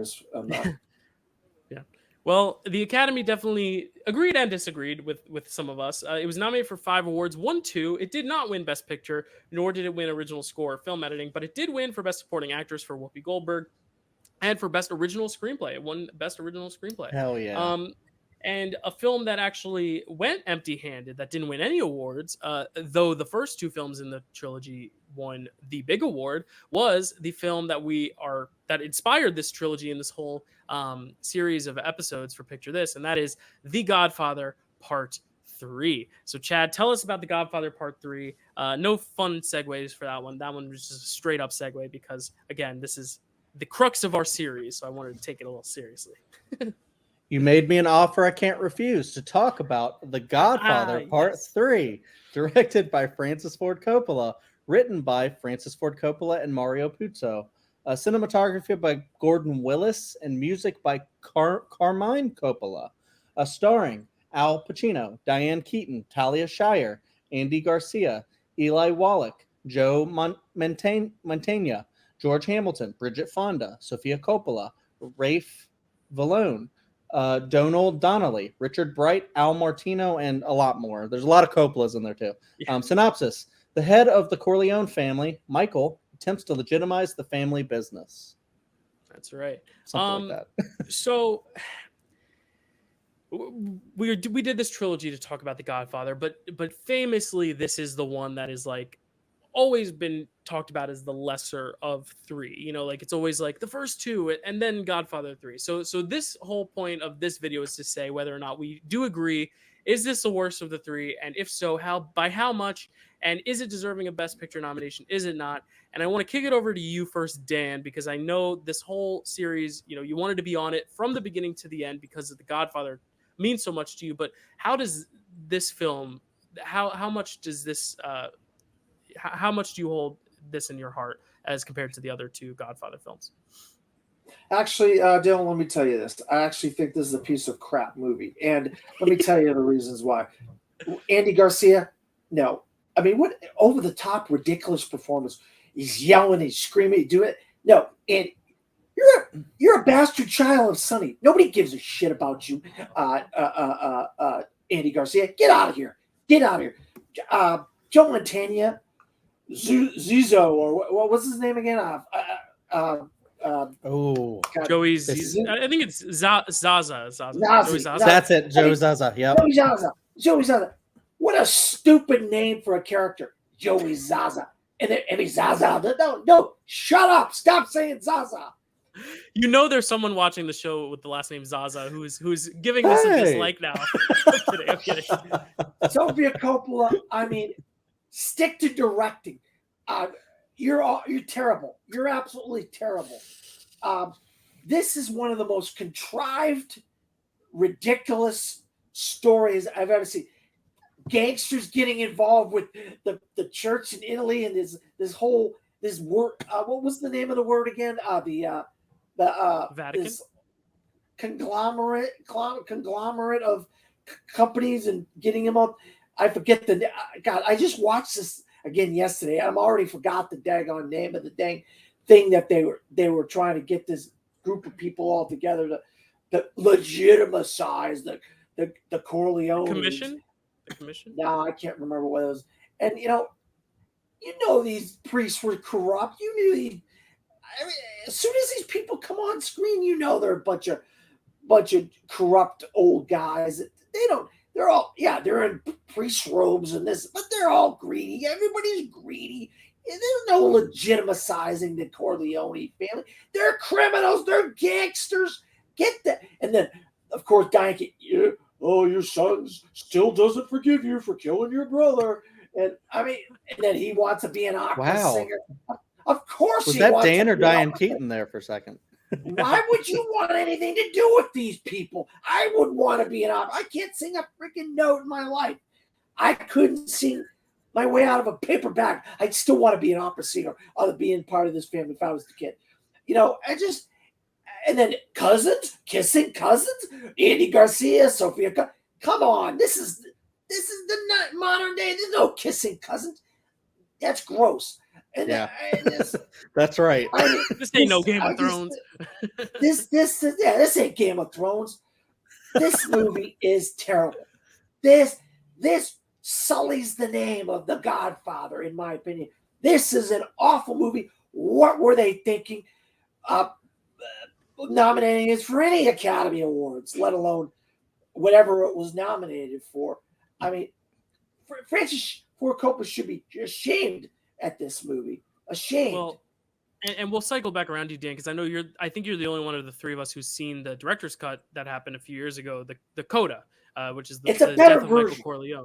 Yeah, I was going to say, Francis Ford Coppola has gone on record as saying this is not the best version he could have made, and he did take some criticisms into account. But again, I mean, it was a movie that a cut that happened 30 years later. Like, I mean, this is the version that made it to the screens, and that's what we got to judge here. And I haven't seen the Coda yet. I'm going to. It's just I watched The Godfather 3 for the first time yesterday. That I didn't want to like watch the Coda today when it's literally a day fresh in my brain. Like, I didn't want to get it confused. So I was like, I'm just going to go into this episode with just The Godfather 3 on my mind. Chad, had you seen Godfather 3 before, and what were your thoughts on it? Because Dan seems to be set on the very end of the spectrum in terms of negativity. Where do you fall? Because I'm very interested to see where the three of us lie, because I'm in a little bit of a different camp than Dan, but we'll talk about it. Yeah, I thought that I was going to be the lone like detractor from this, because I do think this is a bad movie. The first half of it, I was totally on the, you know what, I going into it, I was like, I'm going to be a Godfather 3 defender. And the first half of it, I was like, okay, Sofia Coppola is acting like she's in Tommy Wiseau's The Room right now, and I'm fine with that, because the rest of the movie is interesting. And what kept it interesting for me, even though Dan does not like the name Zaza, was Montaigne. I liked his character, him coming in and kind of like challenging the family. I was like, oh my God. But then like, you know, the whole helicopter thing come in and like, you know, killed a lot of them. I thought a lot of that was kind of interesting when they were like, you had like a guy going up against the family and actually like maybe being a threat. I thought that was kind of an interesting thing. And then they kill him. And then the rest of the movie is a snooze fest. And I was like, wow, okay. And I did a lot of, or a little bit of research at least, about, we'll get to it at some point, Apocalypse Now. And all the stuff that went on with that, I think, broke Francis Ford Coppola. And so you see a director go from, like, we've been celebrating him this whole series about all these movies, Conversation, The Godfathers, you know, all these things, Apocalypse Now, that all got like nominated and doing really well. I feel like this one, like the half of his career after Apocalypse Now, is just kind of like, there's still some good movies in there, but like this one, I feel like is kind of a pity, like obligation nomination, because I do think you can watch this, get some things out of it that you enjoy or like, but ultimately I don't see how you think this is an actual good movie. Maybe the Coda is better, and maybe Dylan will have a different perspective that will sell us on it more.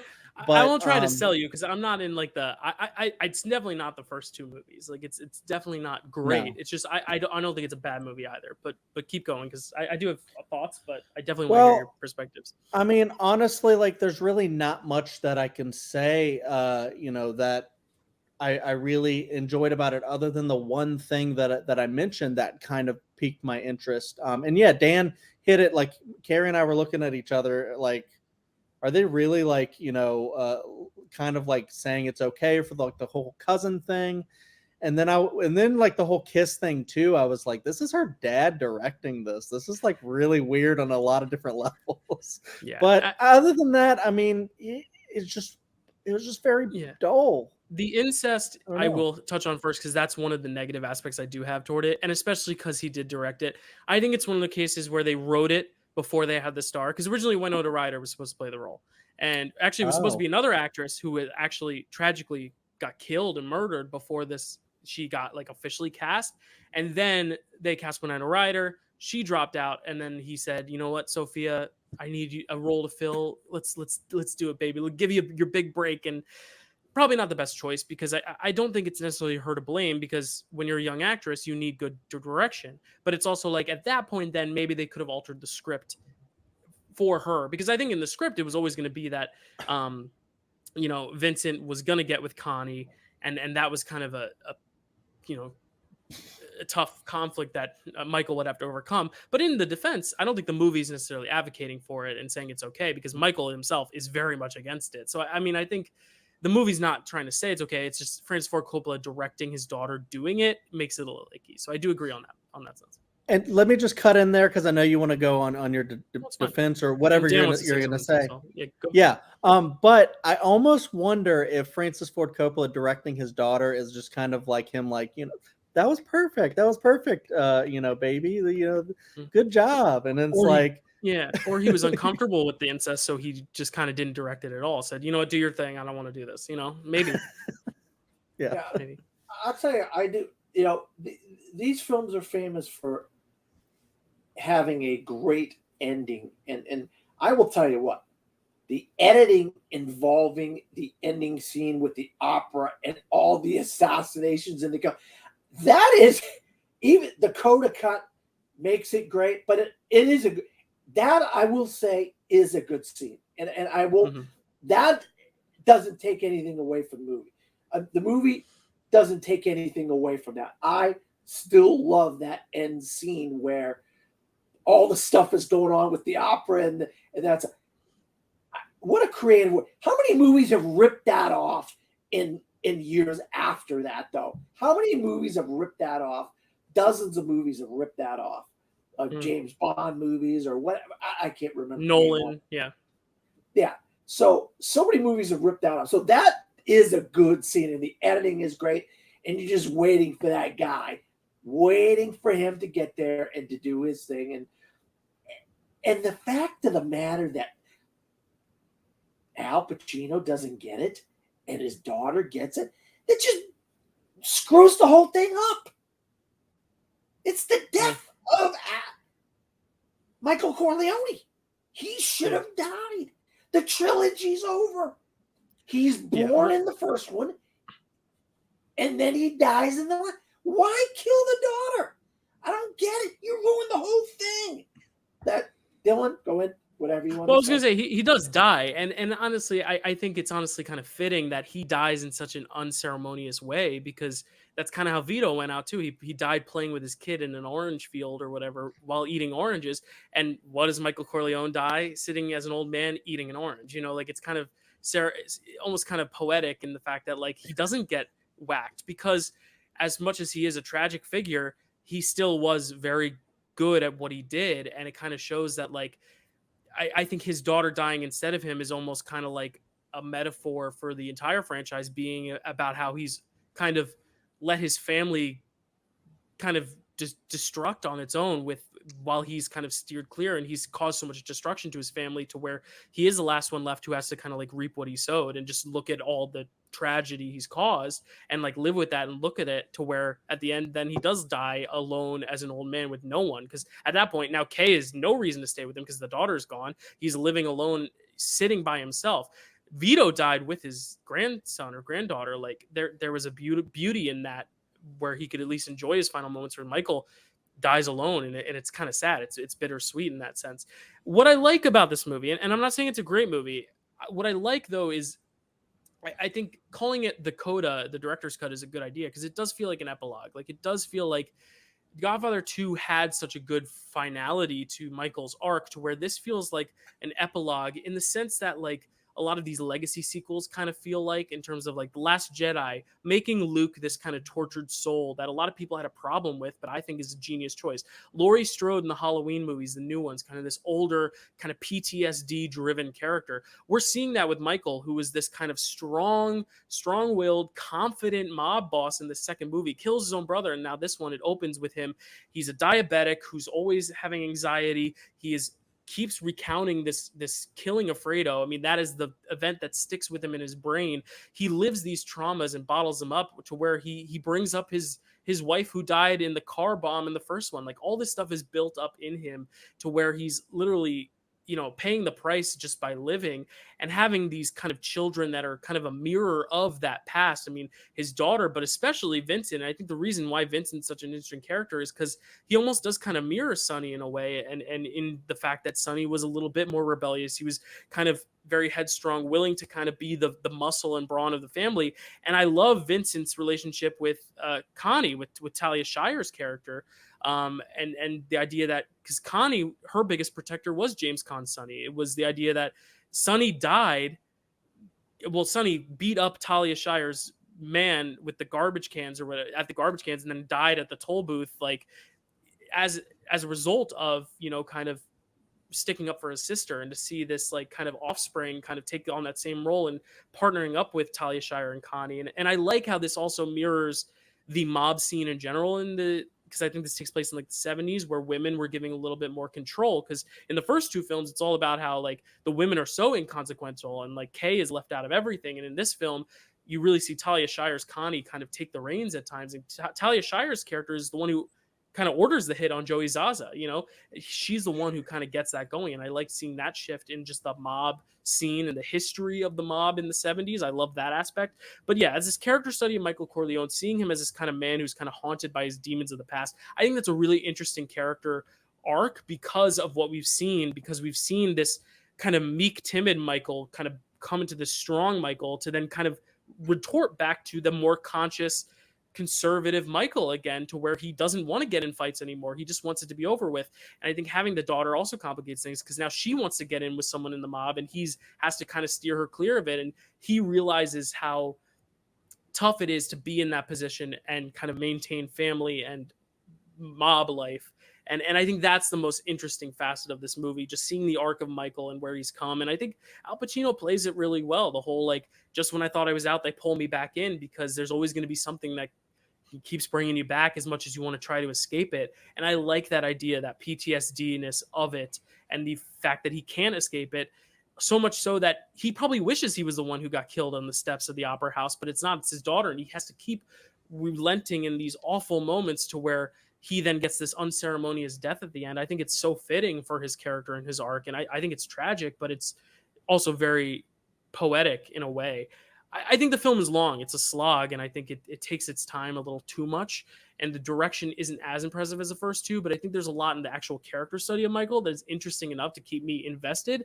And I like these actors. I actually do think Andy Garcia is pretty good in this role, because he does kind of mirror the kind of stuff you love but also hate about Sonny, in how confident he is and how willing to just like fight without reasoning. And I think Sofia Coppola is kind of the scapegoat for everyone to pile on this movie, and she is one of the main detractors. But I also think, like kind of what Chad said, like, she is young, she's just getting her start, and it's how much, what were you expecting when Winona Ryder was the first choice? I mean, no one's going to live up to a performance like that would have been. The incest is weird, especially given that he's directing his daughter in this incestual plot.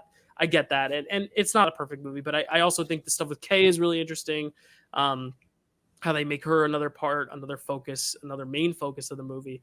I think there's a lot of good, but there is a lot of bad as well. So I'm a mixed bag of this. I mean, I'm not a defender in the sense of like, this is just as good as the first two, but I do think it is a fitting epilogue to this first two films, which feel like their own dialogy, to where it's not really a trilogy as much as it is those two films, and then this is like the epilogue, kind of like Toy Story 4 is the epilogue to the original three Toy Story films. This is what that feels like to me, and for that reason I don't need to compare it to the first two, because it feels like its own separate kind of coda to that. Yeah, ultimately I don't think it's a trash movie, but like just the same thing as Dan said about Ghost, I just don't think this should have been nominated. So yeah, I agree. I especially considering there's another film which we'll talk about, which is revered as one of the best, and it's like there's just no comparison, I think. But we'll get there. Maybe there is. I don't know. And I will agree with you, Dylan.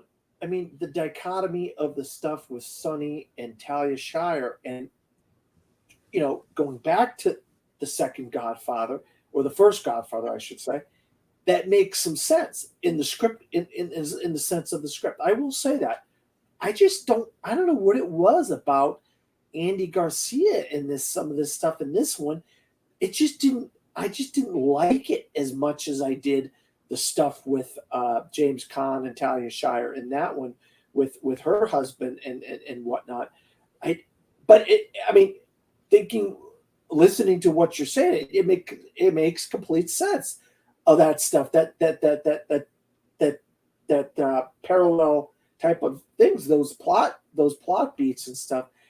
But I don't know what it, but maybe I don't know. Maybe this is a decade too late.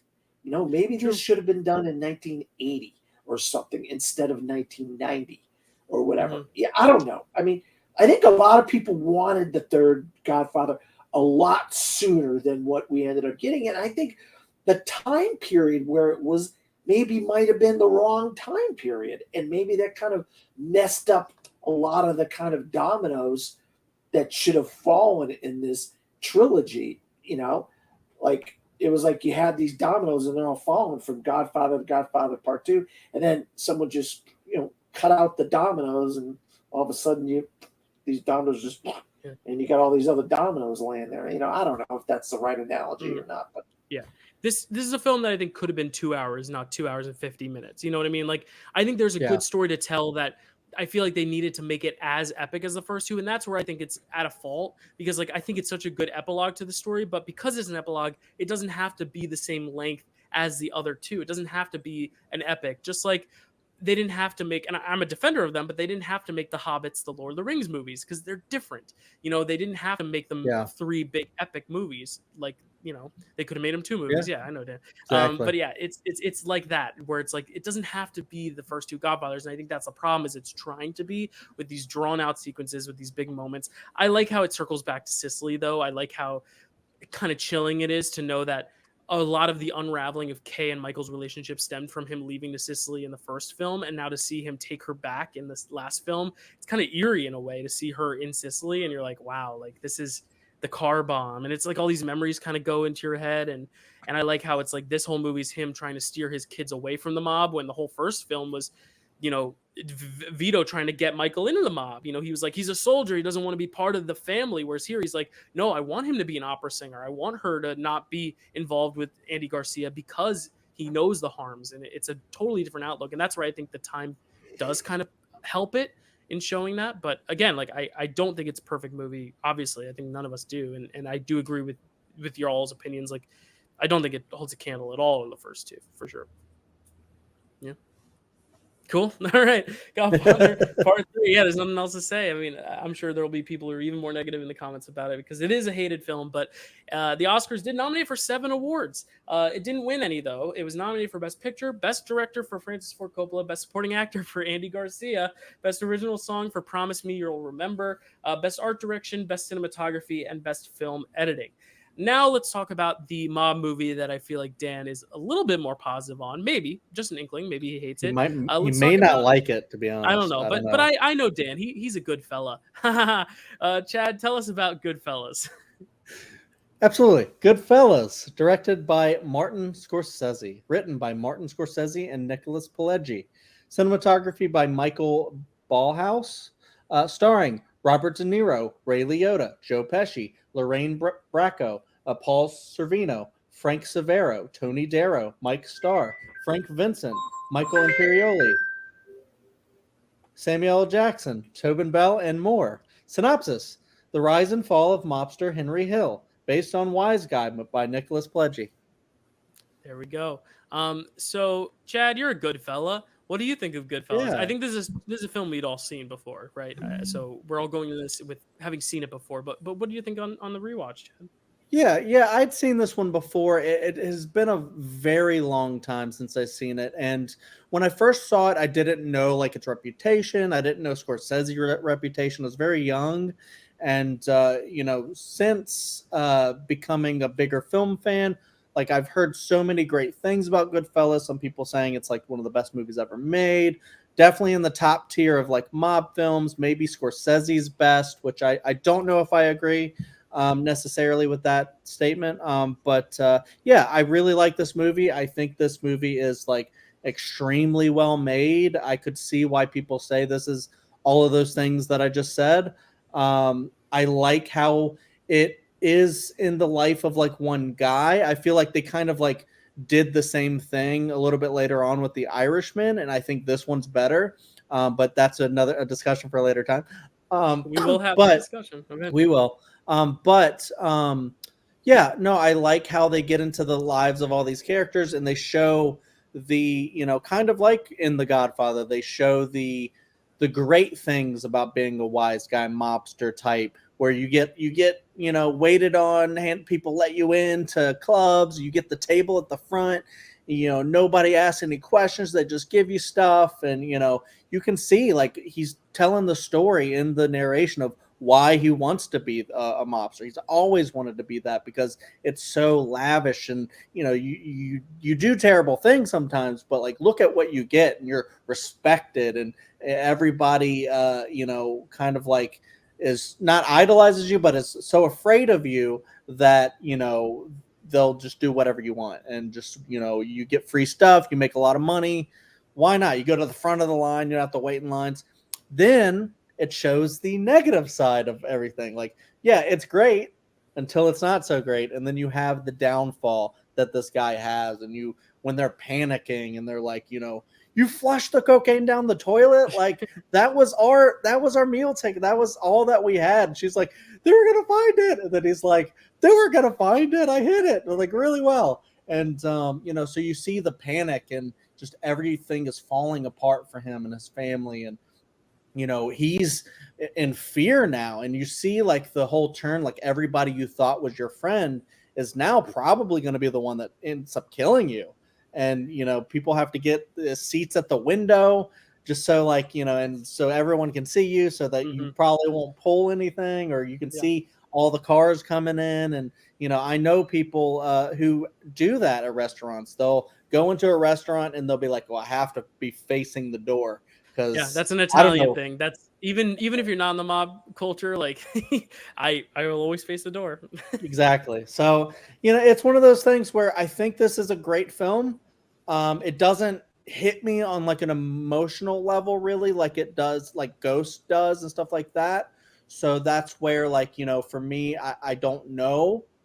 And you'll see my ranking with this one, because I think it's a technically great film. I love all the characterization. I love the rise and fall, like I've stated, and just everything. It just shows the life of a mobster. And one of my favorite scenes is a one I think a lot of people love, is the funny how scene, because I just love that whole Joe Pesci thing where it's like, how am I funny? Funny how? Am I funny to you? Am I joke? Am I a clown? Do I amuse you? Yeah, do I amuse you? Yeah. I love that part so much. Especially when right after he realizes that he was fucking with them, and he just has that like great laugh, like, oh fuck, man, rest in peace, Ray Liotta. I mean, this whole cast. I mean, we lost some big ones. I mean, Ray Liotta, but also Paul Sorvino died this year. Tony Sirico, Paulie Walnuts from Good Sopranos, he's in this movie. He also died last year. Like, and James Caan from Godfather. So like, it was also so cool to see so many people from The Sopranos. It's like this one, and then you see a lot of Sopranos actors in it. And that's the one shot in the foot. That's the one fucking time that I was like, I hate Joe Pesci's character now. Like, I know he dies later in the movie. I knew that was coming, and I was like, now I'm glad he fucking does, because I hated that character after he just randomly kills like a kid. And I'm like, fucking Chrissy. Like, how are you going to kill Chrissy? Twice too. Sorry if that's a spoiler for anyone. But it's like, what I love also is like, even though you're like, yes, he deserves to die, they still find a way to make you not love these characters in terms of like validate what they're doing, but also like at least empathize enough with them. Like when Joe Pesci's character dies, it's so fast and it feels so unceremonious, and I think that's kind of what Scorsese's getting at, is like it can be gone in a flash. I mean, it's literally what The Sopranos final episode was built upon, the fact that you can just get killed and then life just all of a sudden just blanks. And I like how in that moment they build it up to where he's finally going to become a made man, and he the last thing he does is like says hi to his mom and has his mom look at his suit. And it's kind of sad, because then the next scene you see he gets led into this little shack and then gets killed. So I mean, he does such a good job in building up these characters to then have their downfalls either be ceremonious or in some cases unceremonious. What I love most about these movies, Martin Scorsese's whole filmography is seeing how his evolution of mob stories kind of mirrors his own career in how he portrays mob stories, because this is very early on where he's almost still romanticizing it in a way, not like advocating for it, but also just like it's a sheer fascination with the lifestyle, and it's a sheer energy and love for telling these types of stories, to where when we talk about The Irishman, that's a much more older perspective on like kind of more the bitterness and sorrow of mob culture. And I think that's just what makes Scorsese's mob films so interesting, is each decade it kind of takes different meaning depending on where he is. And also just the editing. I mean, Thelma Schoonmaker has done all the films for Scorsese except for a few, and she really edits the crap out of this. And I'm sure Dan has some favorite segments and sequences he'll bring up, but like one of them, which apparently wasn't even in the version Dan watched, is perhaps the best edited stuff in Thelma Schumacher's whole career, with the helicopter and going back and forth, and the times like 6:30, 7:30, 8:30, and like every time you see new location and looking up at the sky, looking back down, the cocaine, back to the sauce, and then back to the making of the sauce. And even in the jail cell when they're cutting the garlic with the razor blades, like the little details are so good. The fact that Robert De Niro's Irish, so of course he carries a bottle of ketchup with him to Joe Pesci's mom's house to put on his pasta because he's Irish. He doesn't go by the Italian customs. Like, just the little details are so smart and so impressive to me that like it really shows a great amount of research, but also just a great understanding of these people, even when you're not necessarily advocating for what they're doing, to at least show a humanity in their own kind of self-acceptance of the lifestyle. I think it's just fascinating. But Dan, why don't you talk about it? Because you got the poster behind you. But Chad, before we get to Dan, Chad, what do you have to say? I want to let Dan gush because I know he loves this. He's got a fucking poster right there. But I just wanted to say, because you're talking about sequences, I love the sequence, the one take sequence of him ushering her into the like the restaurant and then sitting down in the prime spot. Like, I'm like, this is a one take right now. This is kind of brilliant. I love to see like ushered into that life. But yeah, Dan, please. Let me tell you something. Okay, so to allude to what these guys said, I did watch the 4K of this. I got the 4K a couple of years ago, and I had no idea the 4K was going to cut out one of the best scenes in movie history. And then part of a whole nother sequence. I'm like, what the hell is this? So the next night, I had to watch the Blu-ray. Of course, the Blu-ray's got the entire movie, which I'm like, thank God, these guys are like watching on HBO Max or whatever. I wanted to watch the 4K. I'm thinking, okay, this is 4. Like, what the heck is this? And so I had to watch the Blu-ray. Thank God the 4K / Blu-ray had both versions in it, so I could watch it. Plus another disc of all these special features. Oh, great documentary about the making and because you need that scene though. You need that scene. That shows his paranoia. That's where you start to see him crack. Like, that is this essential thesis of the movie, is that scene, which makes it wild. I couldn't believe it. I was beside myself. What the heck? We're in some other world here where this doesn't exist. I mean, it's one of the greatest scenes in movie history. I mean, where that goes, all the different places and everything that it's just like you see his mindset, where the drugs have really messed his brain up. The helicopter, Sandy, and just the sauce, and his brother stir the sauce, and it's just so brilliant. I mean, brilliant. How, I don't know who won. What you said, Dances with Wolves won best editing that year, this year? Yes. I'm like, how does that happen? How does Thelma Shoemaker not win best editing? I mean, just that scene alone. And then, I mean, look, the Luton, this is a true story. In case anybody didn't know, Goodfellas is based on a true story. Of course, they changed the names of the characters. It's real. These are real life mobsters, real life wise guys, as Chad would say. And this stuff happened. The Lufthansa heist actually happened. This is the largest heist in American history, the Lufthansa heist. And I love the fact that Jimmy Conway De Niro's character gets so greedy. He's like, and Maury in the goddamn wings. Maury, shut the hell up, Maury. You're going to get killed if you don't just shut up, Maury. And then I love all the different ways the guy. I've asked this, we're in trivia circles and so forth. So I've tried to get the Carbone trivia question into so many different trivia leagues. Where was Carbone killed in Goodfellas? And you know how many people don't know that Carbone was killed in a freezer truck? I mean, I don't understand. How can you not know Carbone was? For me, it's one of the most iconic moments. You know, when they pan through the meat and then they show him just freezing, and it like gives you the gut wrenching feeling. You know? I know that actor from that's the guy from The Wedding Singer. But he's also in The Godfather. He's also in The Godfather. People don't know that, but Carbone's in The Godfather. And I love the fact that you had the callbacks of the Sopranos, Chad, because they're all so many Sopranos actors, and Lorraine Bracco. Lorraine Bracco is so good.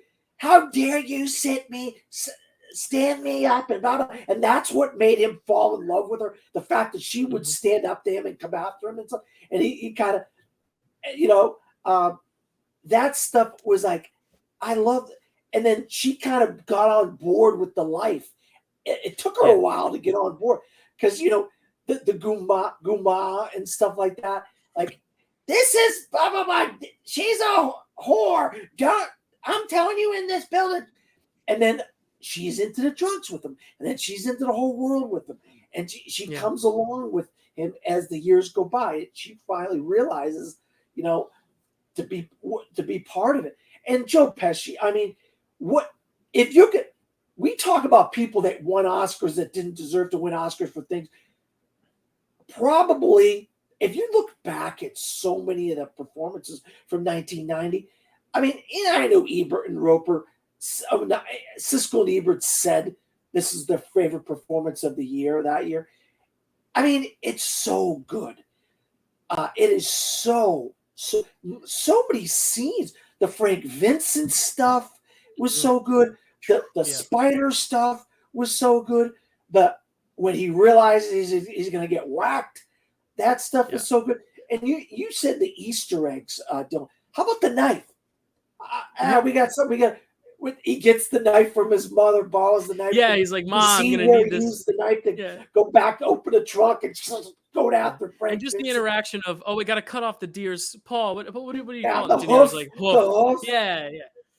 I mean, there's so many callbacks within the movie, but there's also so many callbacks to gangster movies. This is, I know people, his throwing that word out again, throwing that word of masterpiece out.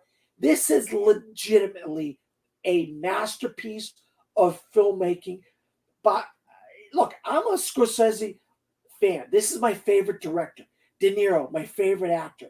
Al Pacino, my second favorite actor. So it's really hard for me to say how much I hate The Godfather Part III. And I really don't think Al Pacino's all that good in that movie. And how amazing and incredible GoodFellas is. And the length.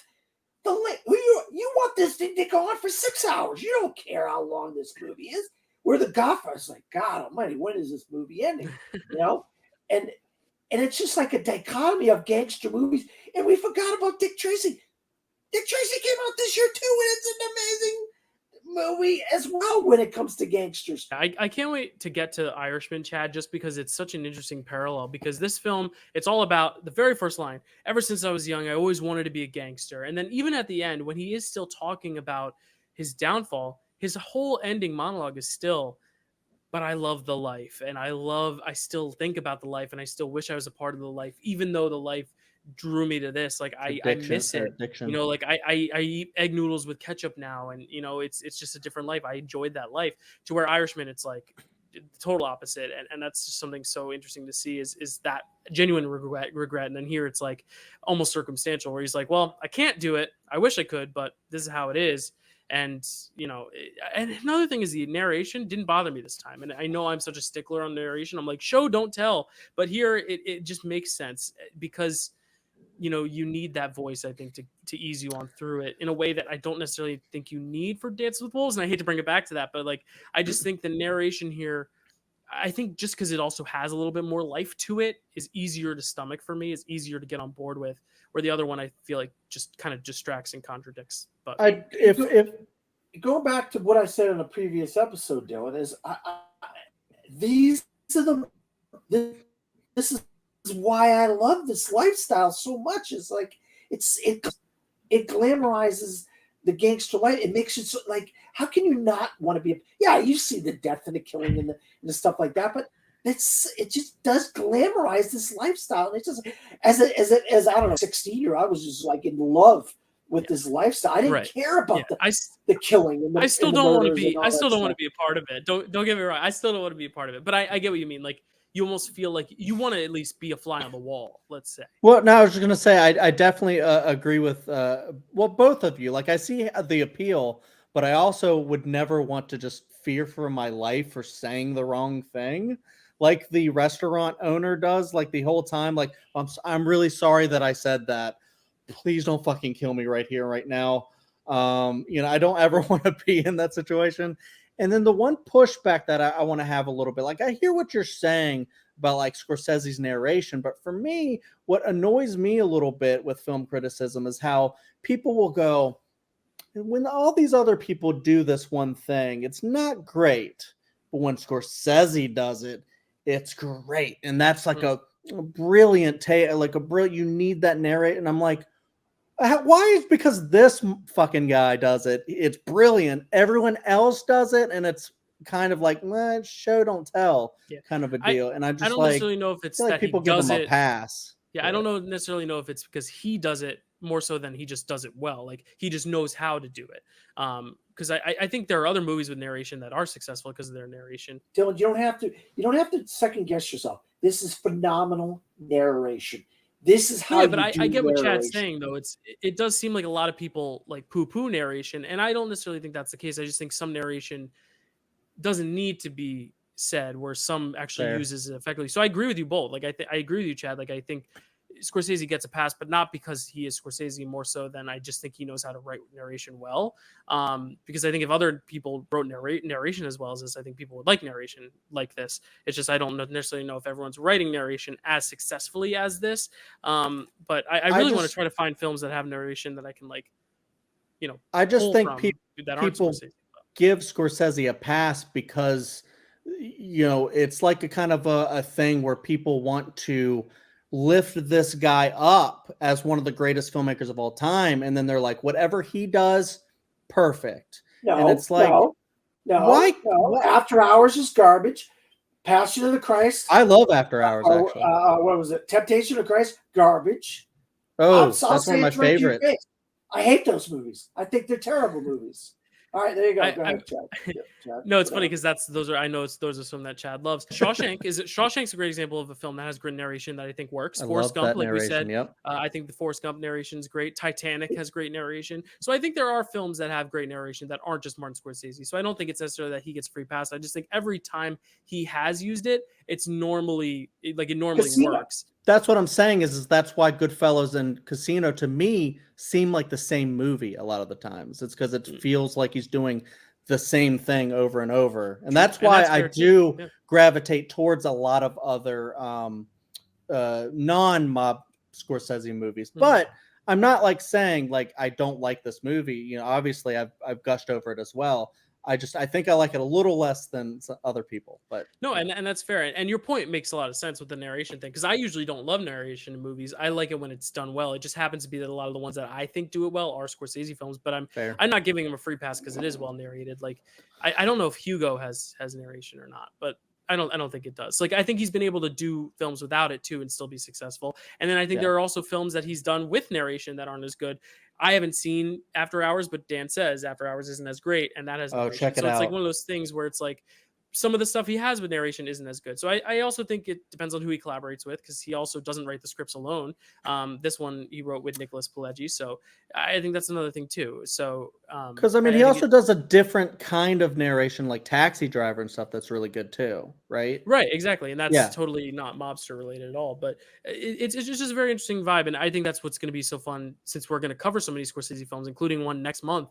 Just seeing how different Scorsese films play in different contexts. But I agree with you, Chad. I agree. It's like I don't think he should get a free pass because he's Scorsese and be praised for it. But at the same time, I think people give him that pass because they think he does narration well. So it's one of those case scenarios where I think it just depends on if you like the narration more so than the person itself. And I'll just leave it on. Like my comment about it was about like just like the conversation around narration in general. Oh yeah. I do think it's excellent in Goodfellas. I love to hear Ray Liotta talk about the mob life and stuff through that. Yeah. lens. And I think another thing is it's not even the writing. I think it also could be the actor. Because like I think Dances with Wolves, if you have, and I hate to bring it back to Dances with the Wolves because I'm more negative on it than you two, but like if like you have someone a little bit more energetic reading it in a different way, maybe that narration does work better. Maybe it's just the way Kevin Costner read it didn't speak to me. Just like if someone else had read this narration, maybe it wouldn't be as good. So I think narration could also come down to who's saying the narration as well. Like Avatar, I don't think the narration's great because I think Sam Worthington is not necessarily as dynamic of a vocal presence in that movie to where it kind of becomes a little bit draining, but I still like the narration in that movie. I just don't like him saying it. So it's very interesting. Narration's a very interesting thing. And I think a lot of the times people will just knock a movie off because of narration, but I don't think that should happen either because as we've said, there are so many great movies with narration. Shawshank, Forrest Gump, you Days guys of did Heaven. some Dances with Wolves, Days of Heaven, which I never heard of, but I'm going to look up. Yeah, so Terrence it's Malick. very, oh, okay. Yes. Okay. It's a I good know which movie. one you're talking about now. It's a good movie. No, Yeah. So I think narration's an interesting conversation. It's Henry Hill's story.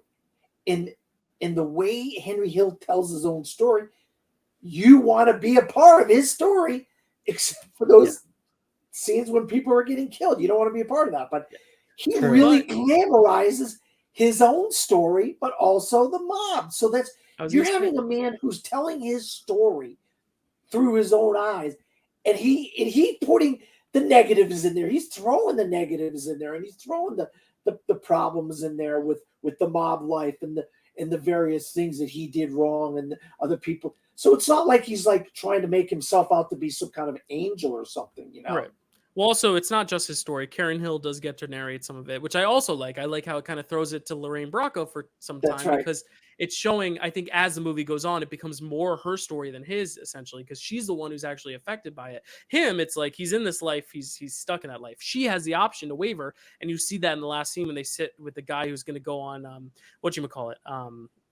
witness protection. You see how he talks to them, and he's like, you have the ability, if you want to leave, you know, you don't have to, he's going to go in witness protection. You don't need to. And I like that facet because she has the option to move, whereas Ray Liotta's character, Henry, is kind of stuck in this life. And I think that's a really cool element too. And the narration is interesting because they let her have her moments to interject. So I think using her as like this other protagonist in a way, dual protagonist, we'll talk about her in a sec because I can guarantee you we're going to bring her up later. So we'll talk about it in a sec. But Goodfellas. Only wins 1 Oscar, but is nominated for 6. It wins for Best Supporting Actor for Joe Pesci, shortest acceptance speech. It's nominated for Picture, Director for Martin Scorsese, Supporting Actress for Lorraine Bracco, Adapted Screenplay, and Best Film Editing. So now it is time to rank these films from 5 to 1. I think I know what all of our number 5s are, but we're going to say them anyway as a formality. My number 5, which should have been obvious, is Dances with Wolves. Chad, what is your number 5? The Godfather Part 3. And Dan, I'm assuming yours is the same, but why don't you say it? The Godfather Part 3. All right. And now here's where we might get a little different. My 4 is The Godfather Part 3. Chad, what is your number 4? Awakenings. All right. Dan, what is your number 4? Ghost. All right. My number 3 is Awakenings. Chad, what is your number 3? This is so fucking hard because my top 3, I like love all of them. Goodfellas. Goodfellas. All right. Dan, what is your number 3?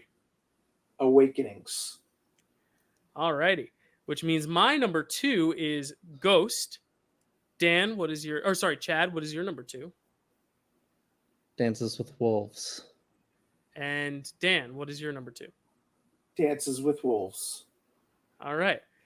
Which means my number 1 is Goodfellas. Chad, your number 1 is... Ghost. And Dan, your number 1 is... Goodfellas.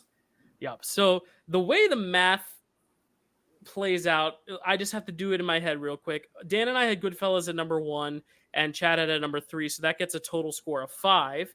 Whereas Ghost, I had it at number 2, Chad had it at number 1, and Dan had it at number 4, which is a total score of 7. So by the math, Goodfellas is our combined number one best picture for 1990. That will be our choice. Dan, you get to start us off for best actor. We've really talked about all these performances in depth, so we don't have to go too long, but if you want to just say a little bit about your pick, who is your best actor amongst these 5 movies? You're not allowed to pick Jeremy Irons, I'm sorry. Who is your best actor amongst these 5 films?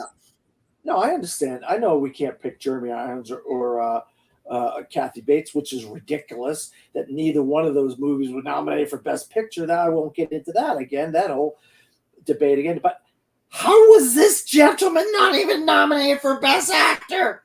What the hell what world are we living in that the fact that Ray Liotta wasn't even nominated for Best Actor? This guy is phenomenal. Was he Shoeless Joe Jackson in Field of Dreams? Was he good? Yes, he was. This is the performance of his entire career. I mean, this movie, this is one of the greatest performances in the last 33 years, maybe how many years, but he's incredible. The narration, the acting in the movie, the guy is phenomenal. I mean, this is ridiculous. Ray Liotta. Cool. Great pick. Love it. Yeah, I mean, how he didn't get nominated for Best Actor is kind of beyond me, but I haven't seen all the movies, so I don't know that were nominated. So, Chad, who is going to be your Best Actor for the year of 1990?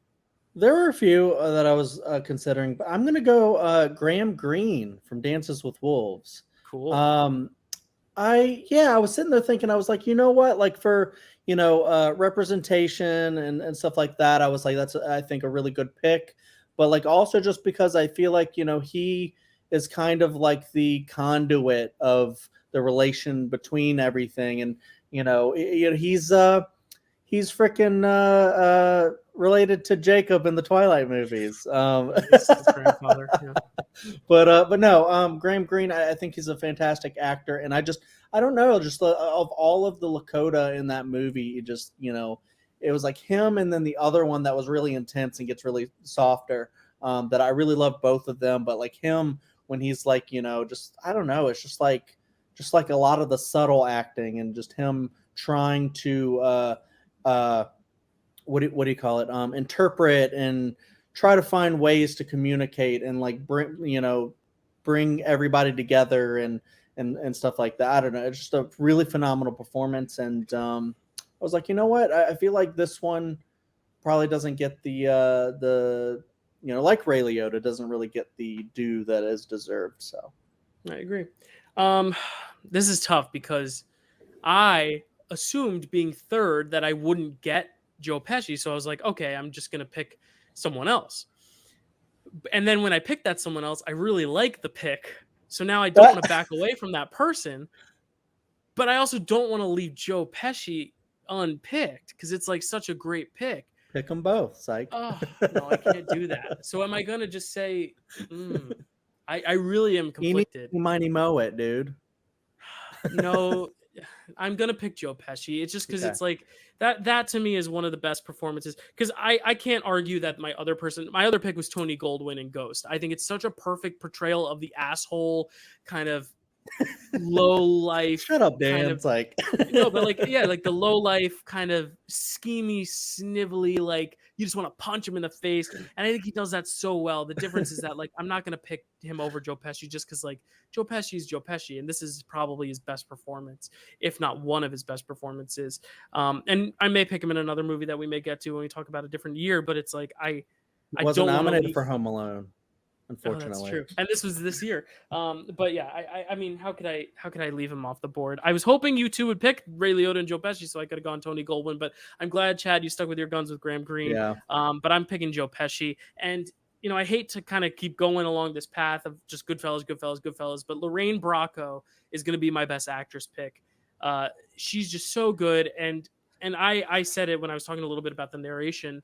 She is just as much a lead to me as Ray Liotta is. The fact she was supporting doesn't make a lot of sense to me.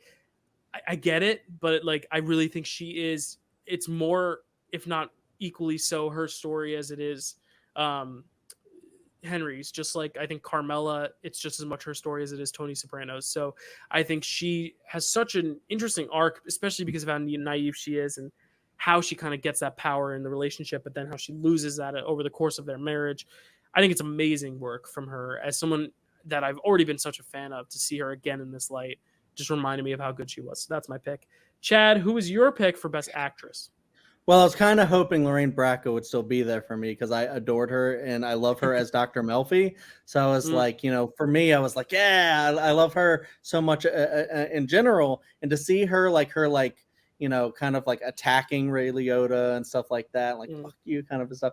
That was a great performance. Great pick. I'm gonna go Whoopi Goldberg because I do think her win is deserved. I don't know about the other movies that she was in. I just think she's a great actress in general.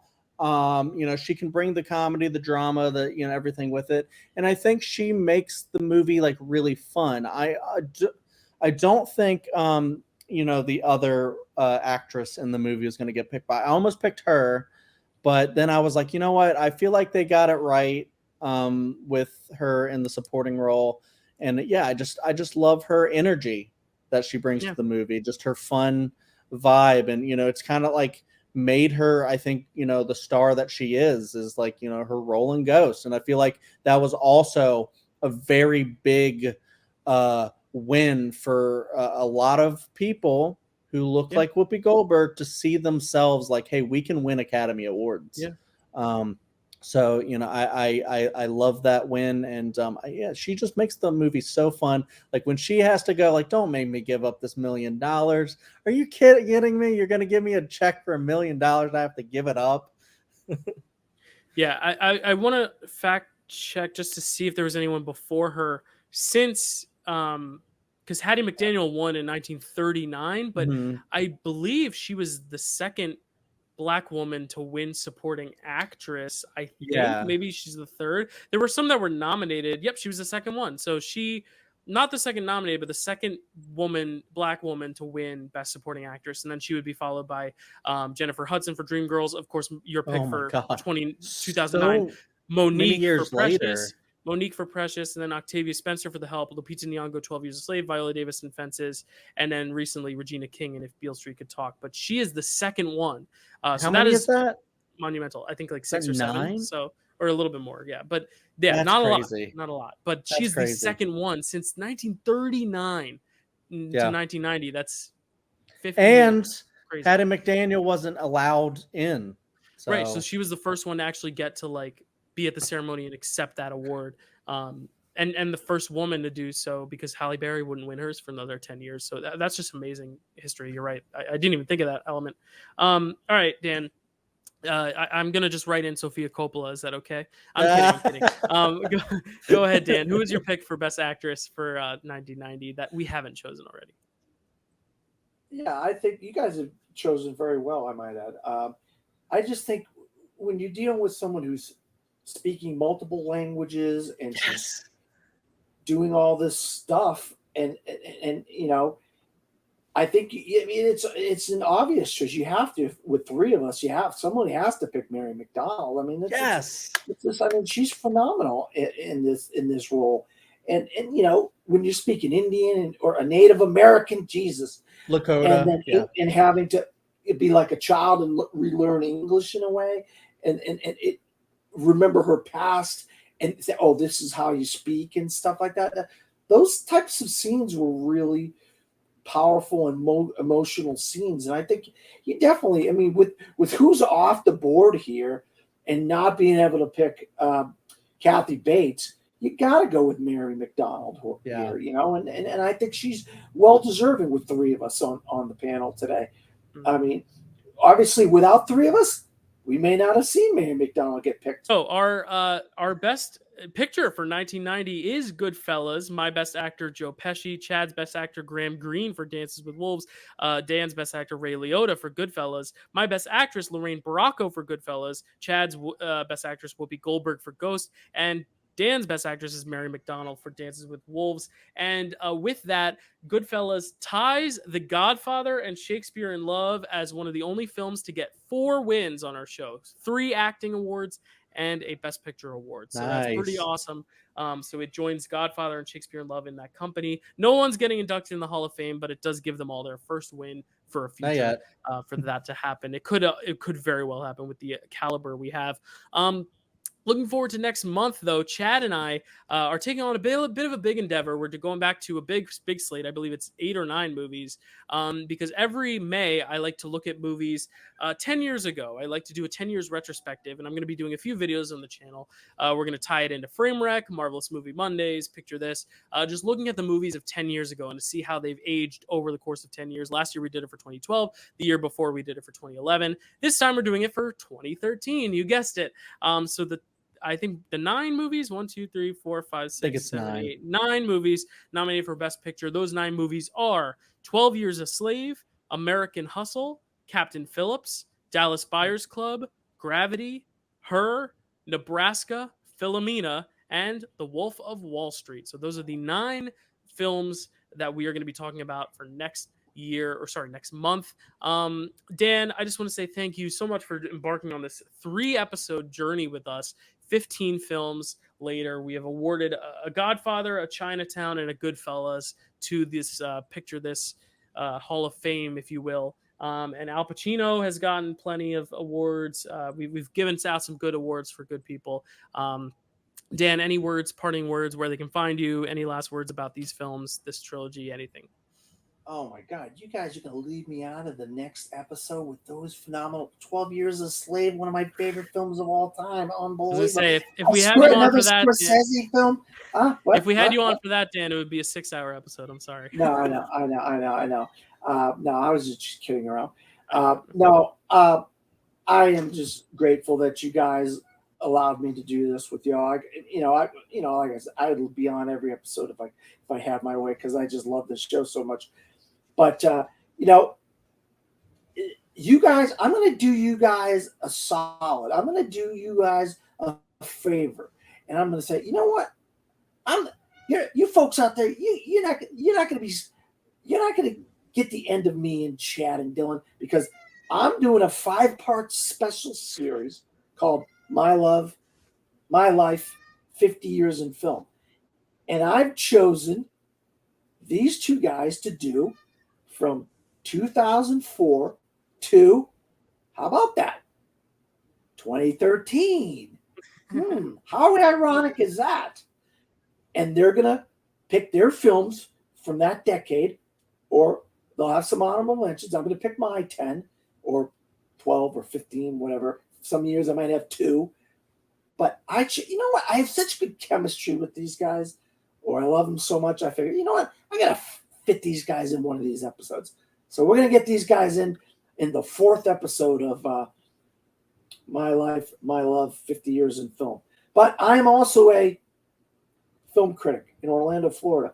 And I write for 2 websites, disappointmentmedia.com and my own website called FromTheFourthRow.com. So if you really want to read anything that I've said, if you care about anything that I say, go to those sites. There's a lot of good reviews up right now. Also, you can find me under my name, Dan Skip Allen, on Facebook, Twitter, Instagram, Pinterest, Letterboxd, whatever, or some variation, DP Skip Allen, or From the Fourth Row, some variation. I'm out there. So Dan's great fun film thing that we're going to do soon. It's an offer we can't refuse, so we have to do it. Just when we thought we were out. Pull me back in. Oh, God. But yeah, no, I also wanted to say thank you very much, Dan, for coming and doing this whole series with us, because you're such a big Coppola, Godfather, Scorsese, fan of like mob movies and everything. It's just, I don't know if we could have done it. We could have done it without you, but I do not think it would have been as fun as it has been for these 3 episodes. And I can't wait for you to come back on at some point. Sorry for the cat meowing. But yeah, thank you so much, because this was such a blast with you on these few episodes, and the one we did before with the Raging Bull, and to hear your take on Ordinary People. I love it when you go off and your eyes widen when we disagree. It's just so fun. So yeah, thank you very much for that. And yeah, looking forward to 2013. A lot of films. The only one I haven't seen is Philomena. Trying to figure out how to say that. And you got it. That's it. And so yeah, I'm interested to see those. But where you can find me, you can find me on here. Other areas in the Dill Pickle Movie Network. I pop up every now and then. Check out the Nerd Entertainment Network, where me, my wife, Carrie, and my buddy Hunter talk about horror movies. We rank Buffy stuff. We're going to rank more Buffy soon. Yeah, it's just a blast. It's called Welcome to Primetime. I don't think I actually said that. And then check out my channel, Chadwick Webb, where we rank things. We've done a Disney, just a lot of different stuff. So check that out where we rank a lot of stuff and have a lot of fun. Dylan's been on there. We got to get Dan on there at some point. I haven't posted in a while, which is I need to post again soon. But Clear Eyes, Full Heart Reviews.wordpress.com. For now, that's what it is. And I try to post things on there, and I'm gonna start doing it a lot more. But for check that out. And I think that's it. Yeah. And by the time we see you next on Picture This, you will be a father, which is pretty freaking awesome. Unless the stork takes so long with a delay. But that's so exciting. You can find me at Dylan_Randazzo, at Twitter, Letterboxd, all that stuff. Check me out here on the Dill Pickle Movie Network, doing other shows. Scream Draft coming up. A lot of fun things around the horizon. Next month is all about 2013, looking at movies 10 years in advance. We're going to do a Picture This episode. We're also doing Sharknado on Frame Rec. We're going to talk about Iron Man 3 and Thor: The Dark World on Marvelous Movie Mondays. And we're going to do a lot of other cool 2013 stuff, as long as you all want to see it. So thank you all so much for watching, and we will see you next time.